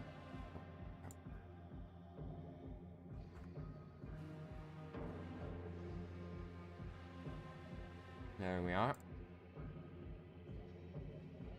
Okay. Oh, that's above me. There we go. Elder God. Tentacling all over. Yeah, well, we'll find out soon enough. Let me just, up. So we're gonna be watching the Mortal Shell lore story explained by the Inhuman One. It was made 5 years ago. What's up, everybody? It's the Inhuman One here, Let's and see. today I'm tackling the daunting task of explaining the fragmented and convoluted tale of mankind achieving immortality. That's right, today we'll be discussing the plot of Mortal Shell. So Okay. without further ado, let's get started. Ever since the birth of sin, man has sought out immortality at all costs. Death was the inevitable conclusion to every human's brief moment of existence. In a desperate attempt to regain their former longevity, mankind had constantly strived to devise a method to obtain a taste of infinity. In time, a solution was found. It was Solomon the Scholar that discovered the secret to never-ending life. However, the cost was great. The answer came to him in the most unlikely of forms. It was a wormfish from the void that delivered their fate. It is unknown how the first wormfish was captured. However, what we do know is that inscription 16 states that a worm split asunder becomes something new. The otherworldly wormfish brought with them otherworldly hard-shelled parasites. These parasites, also known as the Unborn, marked the beginning of the Deathless Doctrine. The Dark Father, Solomon's brother, was the first to accept the Dark Gift. Unlike the other godlike creatures that would later be known as the Revered, the Dark Father consumed his Unborn directly, forming a link that forever changed him. In time, his body mutated and his power grew to new heights. He had achieved immortality. However, his transformation was less than divine. He would be captured and imprisoned for all eternity, used to farm subsequent Unborn that would usher mankind into a new era. Okay. The Unborn contained within them special glands that, when extracted, could allow transversal to the void, glimpses of the future, and more, hence earning the name the Glandfather. As time passed, Solomon learned from his previous experiments. In order to preserve one's humanity, the link to the Unborn required sacraments. The first sacrament required a glimpse of humanity. The fifth inscription explained that Tarsus gave neither blood nor body. He gave his living memory, becoming not only an empty husk, but also the first martyr. Similarly, Imrod was tasked with satiating the hungriest of the Unborn with sacrifices of flesh and blood. Crucix and his conjoined brother etched the new age of man in stone and created a religion based on false truths and silence. These brothers and sisters would later become the devout. The first etching states that As the bonds with the unborn were formed, mankind slipped into a madness and willful subjugation. In time, the consumption of tar, a byproduct of gland extraction, tainted the minds of the devout and transformed them into subhuman creatures. This was a far Wow. cry from Solomon's original plan of immortality and ascension. The original intent was for the imprisoned Dark Father to produce seedlings, as stated in the 14th etching. The 9th inscription and 3rd etching state that the seedlings were a multitude of empty, human-like vessels unbound by time or shape. Their sole purpose was to produce unborn in an attempt to extract the true nectar from their otherworldly glands. The 9th etching shows that, over time, as mankind continued to fall ever downward, the acolytes lost their faith and left the seedlings unattended. As a result, the seedlings grew opaque, solid, and brittle like obsidian. Their purpose was no more, other than to serve a painful reminder of past splendor, rendered into tragic substitute for never-ending life. The very last seedling, known to us as the foundling, is by definition an infant that has been abandoned by its creators and in this instance shaped and cared for by a dying world.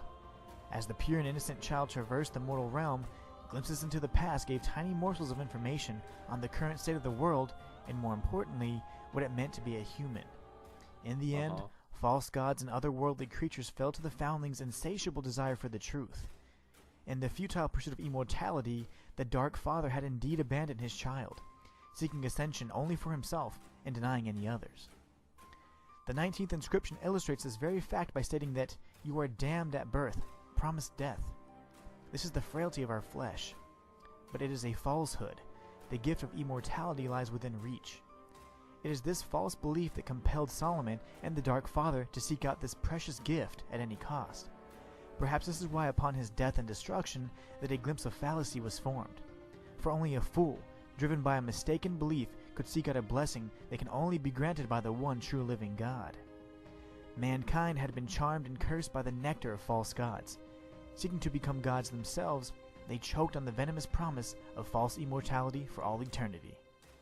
And until next time, it's the Inhuman One signing out. Okay. Flesh is frail, therefore we must consume video games to join the thinker. Yeah. Beyond the grip of the familiar, Video. Okay. So that was A threshold demands the to be- previous one, the 5-minute one. Let's see what Ginji had to say about the story of Mortal Shell. crossed, He's a little the bit mortal more shells thorough. yearn for meaning, awaiting a glimpse of their true purpose.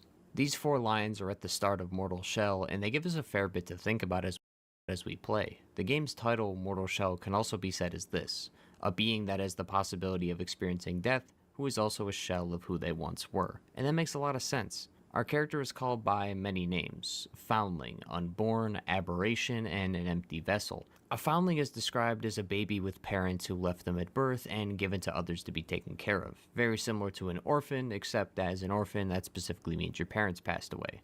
But this can be interpreted in a different way. We are without a background. The shells we awaken, the NPCs we meet, they all have backstories and history. We as the foundling just show up with no real reason why. A foundling, while being a person with no present guardian in their life, I feel within the context of the game, it's a person with no ties to anyone. A foundling doesn't know their past and why they are there or what created them. Just like the character we play, we are just a person without meaning looking for a purpose. I think what solidifies this is the secret ending. While a bit comical in nature, it's What? still something we should question. Within Fulgrim, there's an NPC called Baghead, very similar looking to all the brigands we see in the game, except this one isn't hostile to us. He doesn't do much other than ask if you have rat and moonshine, but after giving him both items, he offers you a chance to be friends forever and hang out a bit more. Once accepted, music plays while footage of Fulgrim plays in the background. As a foundling, we don't have a purpose yet, as we haven't found one. So who says we can't sit and relax for eternity with a friend by our side, drinking moonshine and eating rats till the day we die? I understand this may be passed off as a joke ending by the devs for comedic relief, so I propose an alternative. One of the biggest mysteries in this game is the intro. We as the foundling awaken some other plane of existence covered in water and mist. Immediately after, we are then taught various things like hardening in typical combat, and then face off against Hattern, a being who only appears in this plane of existence and nowhere else. The only info we get on him is an etching in the beginning of the game, which talks about Hattern giving gifts to the people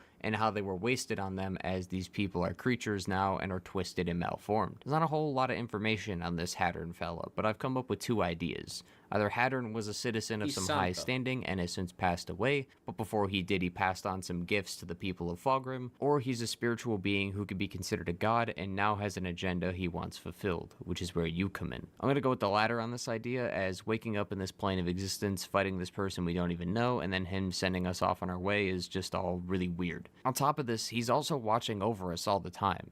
Every time you leave this plane, you leave by being swallowed by a giant wormfish. Well, this also happens at the end of the game. If you die to the Unchained, you immediately start back at the beginning of the fight, and are given an option to leave or not.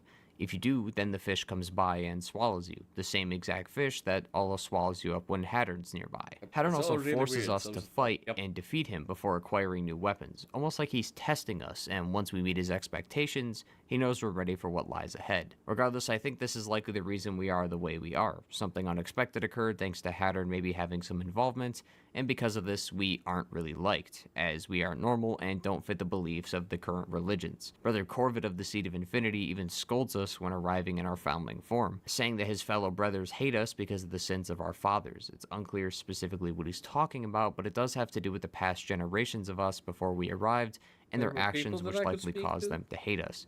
And those actions are likely a result we are seeing now. Because after being sent from Hattern's place, we arrive in Fulgrim, a dark, decrepit swamp full of rotting soldiers and warriors. But it wasn't always like this. See, Fulgrim used to be a thriving kingdom. Like most kingdoms, it had a large populace, all with different social classes, usually based on wealth, all of which contributed to the thriving of the kingdom in some way. Kingdoms also have religions. Regardless of what religion you subscribe to, most contain a higher being considered a god. And in Fulgrim, gods are also named the Revered. There are a few of these revered folk within the game, and we'll get to them shortly. But these revered left gifts called Nectar. Nectar is a fraction of the revered, transcendent nature basically manifested into a physical form. These were seen as special since they came from the revered themselves. They must be significant in some way. This tar was also found out to be very practical. The people at the Seed of the Infinity would use nectar for their rituals, and the remains of this nectar, which they would usually discard, were found out to actually be really good for the lesser devout, as they would sell these off, and the lesser devout would use them for healing wounds and relieving maladies. Drinking this would transform people. It would make them feel closer to the revered with every sip they took, but almost like it was a hallucination, and we would see these effects in full thanks to Teal. With the tar throbbing in my belly, I see her completely. Each movement creates a swarm of copies.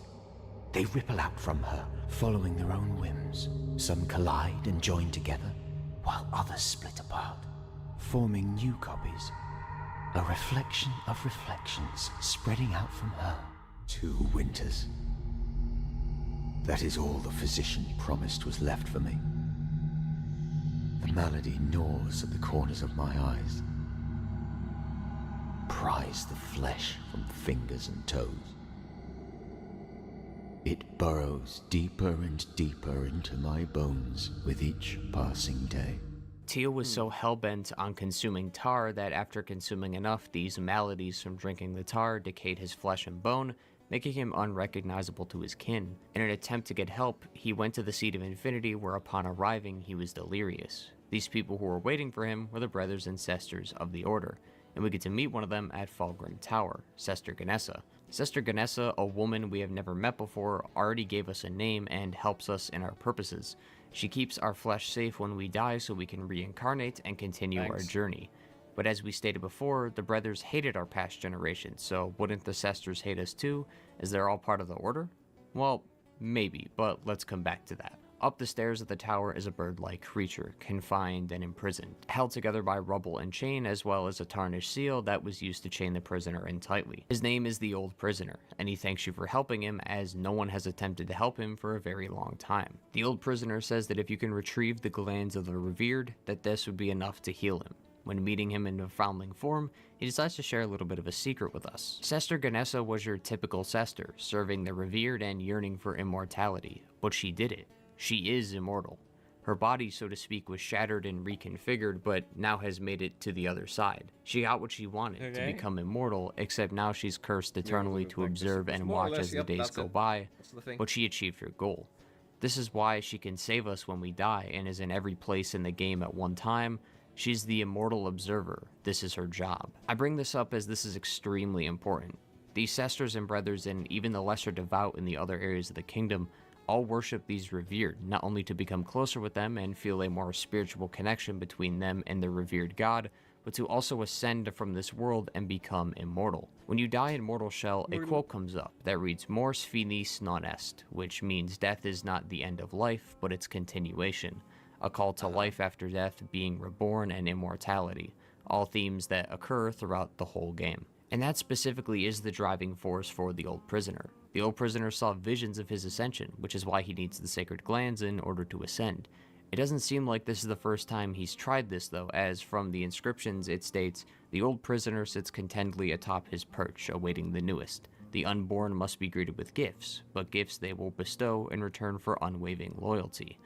Another etching talks about the Dark One, which as we know is another name for the Dark Father, a name that the Old Prisoner is also called. It talks about how people have moved into temples with tall monuments built by devoted hands. That's why the way for him to ascend is the only way. Every group within the game believes in some different revered god and has different rituals, but since the Old Prisoner won't believe these false truths, he has to take matters into his own hands and get the glands for himself. This then gives the foundling a purpose, help the prisoner by retrieving the glands and allow him to ascend. These glands are the knotted, the inflamed, and the crystalline glands, and they can be found in the 3 areas of the game and are guarded by 3 individuals who are the revered of their respective locations.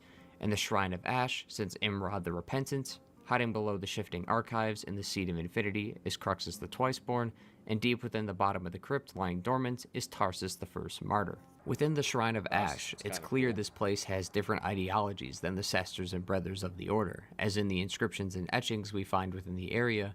There are talks of immolation as well as hate towards the Order, claiming how they seek a utopia which doesn't exist, and are charmed and distracted because of the nectar they drink, which as we know is told to bring people closer to the revered gods, but also cause hallucinations. The Shrine of Ash has 3 areas we can explore: the Temple Grounds, the Monument of Ash, and the Sanctum of Flame. This place used to be a temple of sorts, while also housing a large forge used by many who were handy enough to work it, such as the Arch-Engineer and the Metallurgist. Acolytes and heralds of all kinds fill the hall, and they aren't really keen to outsiders. You'll notice a running theme within this game, that every area has different enemies. Some do have similar looks and attacks, but are very different in their design. This proves that these people worship the revered that sit within the areas they reside. In this instance, all the acolytes and heralds of Ash worship Imrod the Repentant in the immolation ritual, as he is the revered of this location. These acolytes and heralds are described to us by Sester Ganessa as gruesome, mostly just decaying flesh and bone packed with sacred ashes. She also says how she doesn't miss the impurities of flesh, as another hint she's immortal, while also explaining how she used to compare herself to these acolytes within the Shrine of Ash, individuals who just want to be one with their god just as she wanted, but hopes we don't become like them and found amongst the burnt ash of the flame. These individuals of the Shrine of Ash do a ritual called immolation, which is self-sacrifice, and they use the Sanctum of the Flame to do so, a large pit filled with lava, once used by the Forge Masters, now used for sacrificial offerings and spiritual connection. Upon drinking the nectar, we collapse and awake in a realm home to Imrod. The area is covered in sand, dust, and dead bodies. It's clear who these bodies are, but they seem close to some of the brigands of Fulgrim, as well as some of the acolytes of Ignis, judging from the armor. So either Imrod is killing those who are the outsiders of the Shrine of Ash, or he's purging the weak individuals that perform the ritual to become closer to him, but to him are unworthy. He also uses the strength of his flame abilities to burn others' souls for his own gain, and then throws them away like trash as he sees them as unworthy. We then receive the inflamed gland, and a glimpse of annihilation, both items containing warm temperatures and feelings of anguish, as screams can be heard within the core of the glimpse itself. Within the faces inside it, more and more looking like ash and smoke and less like people. This then leads to the mysterious circumstance whenever the foundling holds a sacred gland. Everyone is on high alert, and all the enemies within Fulgrim are replaced with Noctis Usurpers who constantly hunt the foundling. This is like with Hattern, another one of these game mysteries with no explanation. These glands hold the most purest form of true nectar. If you wanted the top of the line in terms of tar and nectar, this is it. Which is why the people these are bestowed upon are considered gods. They contain these glands within them. It's said that each drop contains transcendence and transfigurement, which is existence beyond the physical realm, and the ability to change one's appearance respectively. This is why we go to new areas when sipping this nectar. We're transcending into different physical planes of existence. Sister Ganessa can no longer help us with the extraction of this gland, as it's basically above her ability to handle. Those of pious hands, or blasphemous hands in our case, can achieve this ability of extraction like the old prisoner, as he is the only one we can give these glands to. Upon arriving, we meet a new person, Thestus. He mentions how we brought the fog with us. He says this regardless if we hold a gland or not, so I'm assuming this is tied to glimpses. This is what he summons the fog with and gets rid of it. Thestus also points out how we have revered fluids, talking about the gland that we have with us, but we aren't anointed, so how did we get it? He also states that we stink of violence, but good riddance to those revered individuals because they spread sickness wherever they go, so he'd rather they rot away and die. You bring him glimpses and he will bring back the fog. While this is more gameplay oriented, this does give us a bit more insight into those creatures that come out during the fog. According to Thestus, these creatures don't hunt for coin or food. They only hunt for glimpses, so they can feel that raw emotion once more. Thestus also indulges in this practice of hunting glimpses for that raw emotion as well. I think it'd be a good time to explain glimpses, as they aren't really explained too well, but they come in a variety of sizes and forms, all with different reasons for existing. Glimpses, in their most basic form of explanation, is a memory.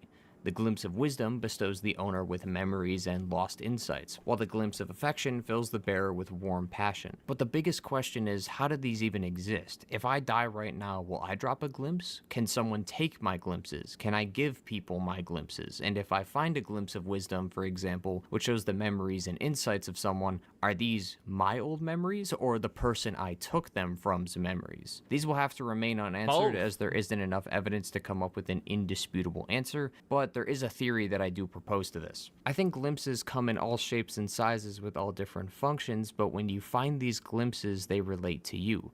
Let me elaborate. Finding a glimpse of wisdom will show you your memories and insights as it now pertains to you. Why would the Noctiserpers seek these glimpses? These creatures are completely deformed humans, unrecognizable and more savage in nature. It's unsure what caused this, but it might be obvious to speculate that Nectar had something to do with this. Regardless, they aren't human anymore, completely changed, so they would want these glimpses to relive these memories and warm feelings they felt when they were alive, so to speak. This is the only explanation that I can come up with at the moment, and hopefully it's pretty close to the right idea. I've never been a big fan of adding theory to a lore video where it should be all facts and explanation, but sometimes things aren't explained, so theorizing is the only solution. The only thing left to do to progress once you have the gland, though, is to bring it to the old prisoner. He talks about how the glands are vessels of the divine, and how the devout only waste them by not using its fullest potential. He also instructs us to visit the 2 remaining locations. One of these 2 is the Crypt of Martyr. This is where the dead are left to rot and stay imprisoned within the catacombs. The enemies within the catacomb ended up dragging a Grisha down into the depths and are considered a slave and a guardian forced to sit in an ice cavern enshrined in ice as the disciples pray. But he is also considered a guardian, like I said, but he's guarding the Immaculate. As the Shrine of Ash was about sacrificing oneself to be closer to the god they pray to, the crypt and its followers guard the Immaculate with their life, waiting for the ascension of everyone who is enshrined within the ice and the Immaculate herself to rise. Only then will they discover the true spiritual connection. You must kneel before the Immaculate and place your palm on the deathless doctrine provided, then surrender your pride, vanity, and will.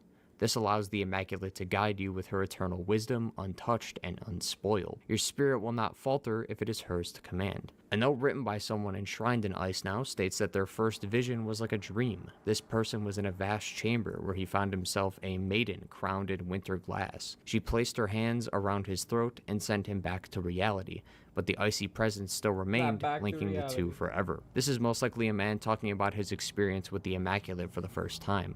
But people doubted the religion and its beliefs, which led to the first martyr, Tarsus. The first martyr didn't give up his blood or body. He gave up his own living memory, sealed within the ice to preserve the faith of the Immaculate. While the Immaculate is the leader of this religious group, it's the martyr who sacrificed himself so that others can prosper, which is why he's constantly revered by the people within the crypt. Eredrim also signed his name with the Deathless Doctrine. He wanted to be enshrined along with others because Eredrim was tired of war and almost scarred by it, and wanted to believe in something that could stop it.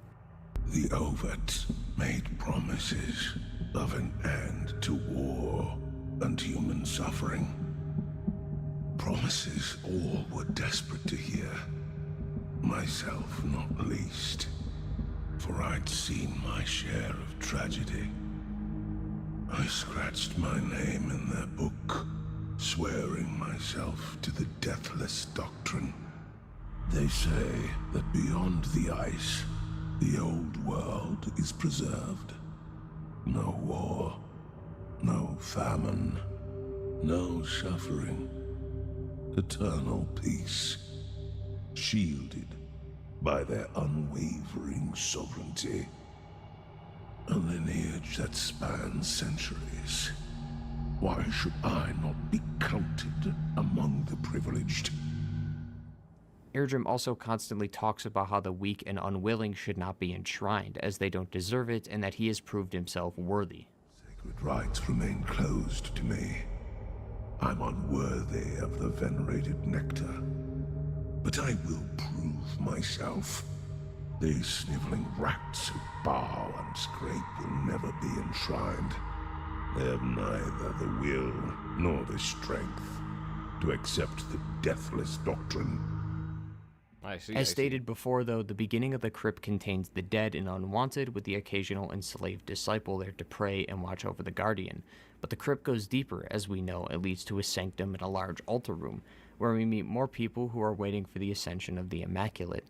The sanctum used to be a large place of worship until all the faithful had left. The hall had tons of banquets and feasts in honor of their forefather, but he grew distant and eventually became unwelcome. So now the visitors are greeted with suspicion and scorn like we receive. But guarding the Immaculate, as we know, is the first martyr. He sits inside her, defending her. This altar is resonating with the Immaculate's presence. Her eternal winter she possesses preserves the martyrs so that they can serve even in death. The flesh of the martyrs is put into scriptures of sacred text and passed around the faithful followers. Just like the last time, you sip the nectar and fight the being on the other side, this being the first martyr, Tarsus. Upon killing Tarsus, you rip out the gland from his body and are given a glimpse of insignificance in the crystalline gland.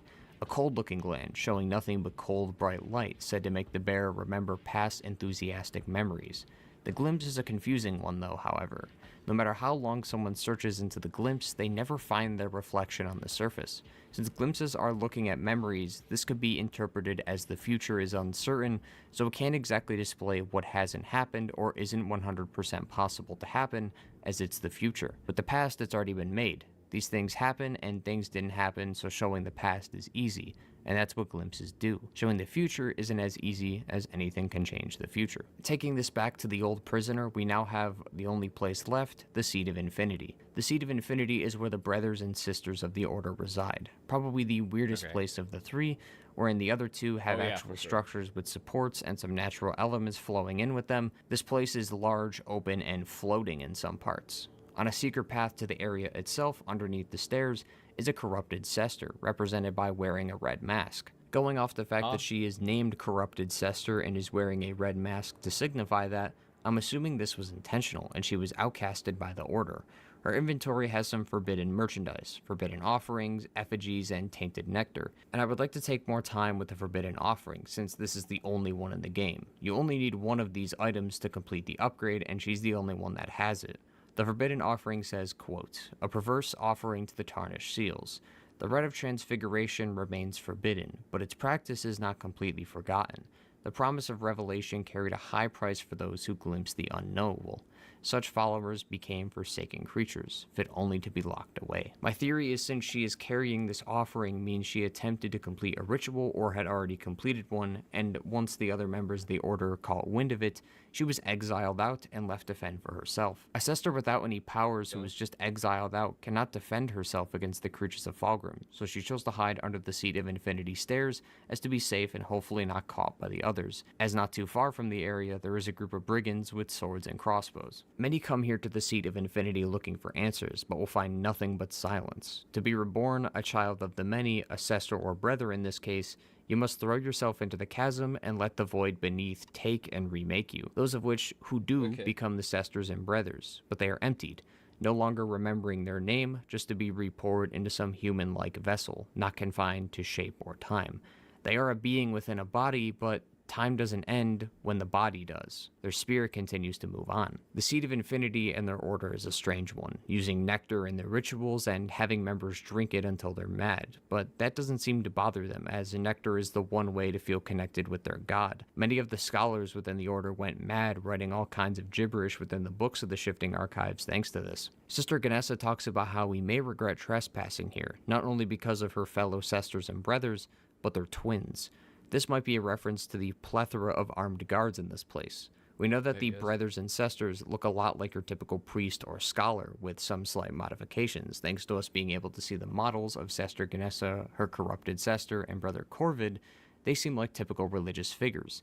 The others don't. The Sublime Sister, Sister of the Order, Brother of Synod, Sublime Brother, and the Faceless Cleric don't seem like typical religious figures. In fact, the Sublime Brother is very close to the Blazing Herald, and the Brother of Synod being close to the Acolyte of Ignis, which are warriors within the Shrines of Ash. Now, the way that the map operates in this game, the Shrine of Ash is near the Seed of Infinity, so it may not be far-fetched to assume that maybe some have crossed over and joined different religious groups based on beliefs. But I want to go back to that mirror and twin statement Ganessa made. Her statement says, just as every flame casts a shadow, so too does the spirit, and here they manifest.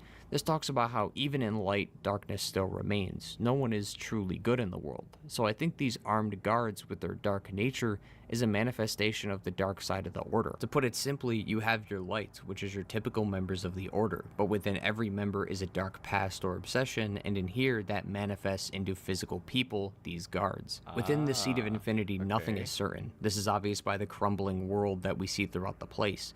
And the members here don't mind these inconsistencies of the world, but more embrace them as a curious blessing from the revered, and they also mention how they worship those who are twisted and reborn. The Shifting Archives within the Seed of Infinity is a large library filled with tons of written scripture, theory, and ideologies. Members sit here and would try to catalog the contents of the library, but it was found unsuccessful. These members would search for a revelation even as they are shrouded by madness. The sacred tablets once looked upon by the scholars now collect dust. Individuals blinded by the unfathomable knowledge would be able to inscribe its mysteries with hammer and chisel.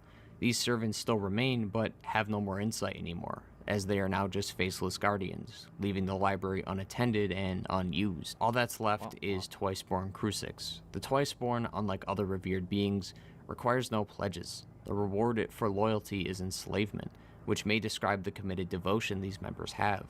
The Twiceborn drops the glimpse of oblivion and the knotted gland from his body. The bearer of the glimpse is filled with a sense of emptiness. Their surroundings turn into a muted, joyless world. Their mind slows and their limbs grow heavy, while the knotted gland is a gland that beats irregularly, almost as if there were two hearts in it. This is the final gland we need. We rip out the gland out of the head's tongue, almost as if the head was the spirit or soul of the Twiceborn. Taking it back to the old prisoner, he calls us naive, going through all this hardship for one person when only he will ascend, not us, and says that we should be honored to be able to see the ascension of another being. The old prisoner says that we are just an empty shell with only instinct and flesh, left without purpose, led by false idols, and that if even for an instant he will let us bask in the truth and to witness his ascension. Furthermore, he rambles on how this is what it must feel like to be picked among the many to rule over the lesser souls, how fate favors those who act and not those who sit there with no purpose, and that the maggots of this place bow and scrape before their gods while their lives unravel thread by thread in a pile of utter meaninglessness. With the sacred glands in hand, he leaves and goes down the hole. When we follow him, we get to see his true form. But there's a problem. Everything was wrong. He had visions of ascending into a new life, but now it's all just darkness and shallow water. These visions weren't of him, but of us and our ascension. He's questioning why we should be allowed to leave, but the rest remain stuck in Fulgrim, calling this unjust. Now his goals have changed. Now that he can't descend, he won't let anyone else ascend. Sister Ganessa brings up to us that when we take the Twiceborn gland, how us taking these glands was almost like we were destined to, almost as if it was fate, and then also tells us to not overindulge. She mentions how a heretic she once knew was greedy and drank too much of the true nectar that didn't belong to him, and how he turned into a different being entirely, very different from a human, and how that this was his reward for his greediness. I can't help but wonder if this person she mentions is the old prisoner. The old prisoner has always seemed very greedy, constantly wanting everything and for everything to go his way, and when it doesn't, he gets other people to do his bidding for him. The old prisoner stated to us before that he also once knew Sester Ganessa. This story of a man she once knew becoming too greedy and turning into a beast could very well be the old prisoner, and what we see is that beast he turned into. Upon his defeat as the Foundling, we retrieve and extract the Dark Father's gland. This gland allows the player to ascend. Upon accepting, the Foundling throws the gland and basks in the true nectar, removing his shell and leaving the mortal plane. Once the credits roll, we are back at the tower. Sester Ganessa welcomes us with her usual greeting, except something's off. We ascended, yet why are we back in the tower? That's the burden of immortality. Just like her being able to live on forever, she is cursed to observe and watch every day of her life, whereas we get to live on forever as well, except we continue to do what we were already doing forever, or as she put it, toil without end. But she says not to worry, as there is some comfort and even some pleasure in ritual, then continues to go back to her normal self and offers us a sip. This is the ending of Mortal Shell. Ascending past the mortal plane, being reborn, and becoming immortal like Sester Ganessa, but also like her, bound to stay and struggle without end, as our spirit is separated by the profane eternities that exist, giving us 1 foot in the other world beyond the mortal plane, but not fully removed from the plane from whence we came, as that is the curse of immortality. Our body, like Sester Ganessa, is just a vessel now, whereas we stated when discussing the Order, our spirit will live on past the age of our body, as now we are just immortal. The body is just a vessel for us to pour ourselves into and use until we see fit, kind of like how we've been using the shells throughout our journey. Bodies we inhabit until we discard them in replace of another or to show our true form. That's the ending of Mortal Shell. Before we head out though, I know this is a lot of information, so I wanted to summarize what we've gone through. It won't be as detailed, but if you want to get the absolute bare minimum. Nah, I'm good. I think I got it. Okay. Well, it was a fun game, that's for sure. I think I'm gonna call it here for today. I was actually expecting to have a little bit more content. I don't know. I was kind of expecting a little bit more, I would say. But I am also feeling a little bit tired. I kind of want to do some cooking as well. So I'm gonna head off for now. Yeah, it just ended. It just fucking ended. I'm not gonna lie to you. I'm not impressed. It was an alright game. Like the mechanics and everything were fine. The storyline, not so much. It was good background for building Forsaken Outdoor Garden. Okay, that's good at least. That was useful. I'll figure something out in the meantime for what's tomorrow? Friday? Friday, yeah, we'll figure out something Friday. For Fridays. Worst case scenario, we'll do some more Warhammer. Which, oh no, Warhammer. But yeah. In any case, thank you guys so much for watching. Thank you. Really appreciate everybody who came around. If you're new to the channel, you like what you see, hit the follow button. It helps the channel grow. Tomorrow, probably Warhammer. I'll see if I can't figure out anything else. But I was kind of expecting Mortal Shell to have a little bit more content. So I don't know. I'll figure. I'll have some. I'll try to figure it out. But yeah. In any case, appreciate you. Hope you have a wonderful rest of your days, and hopefully.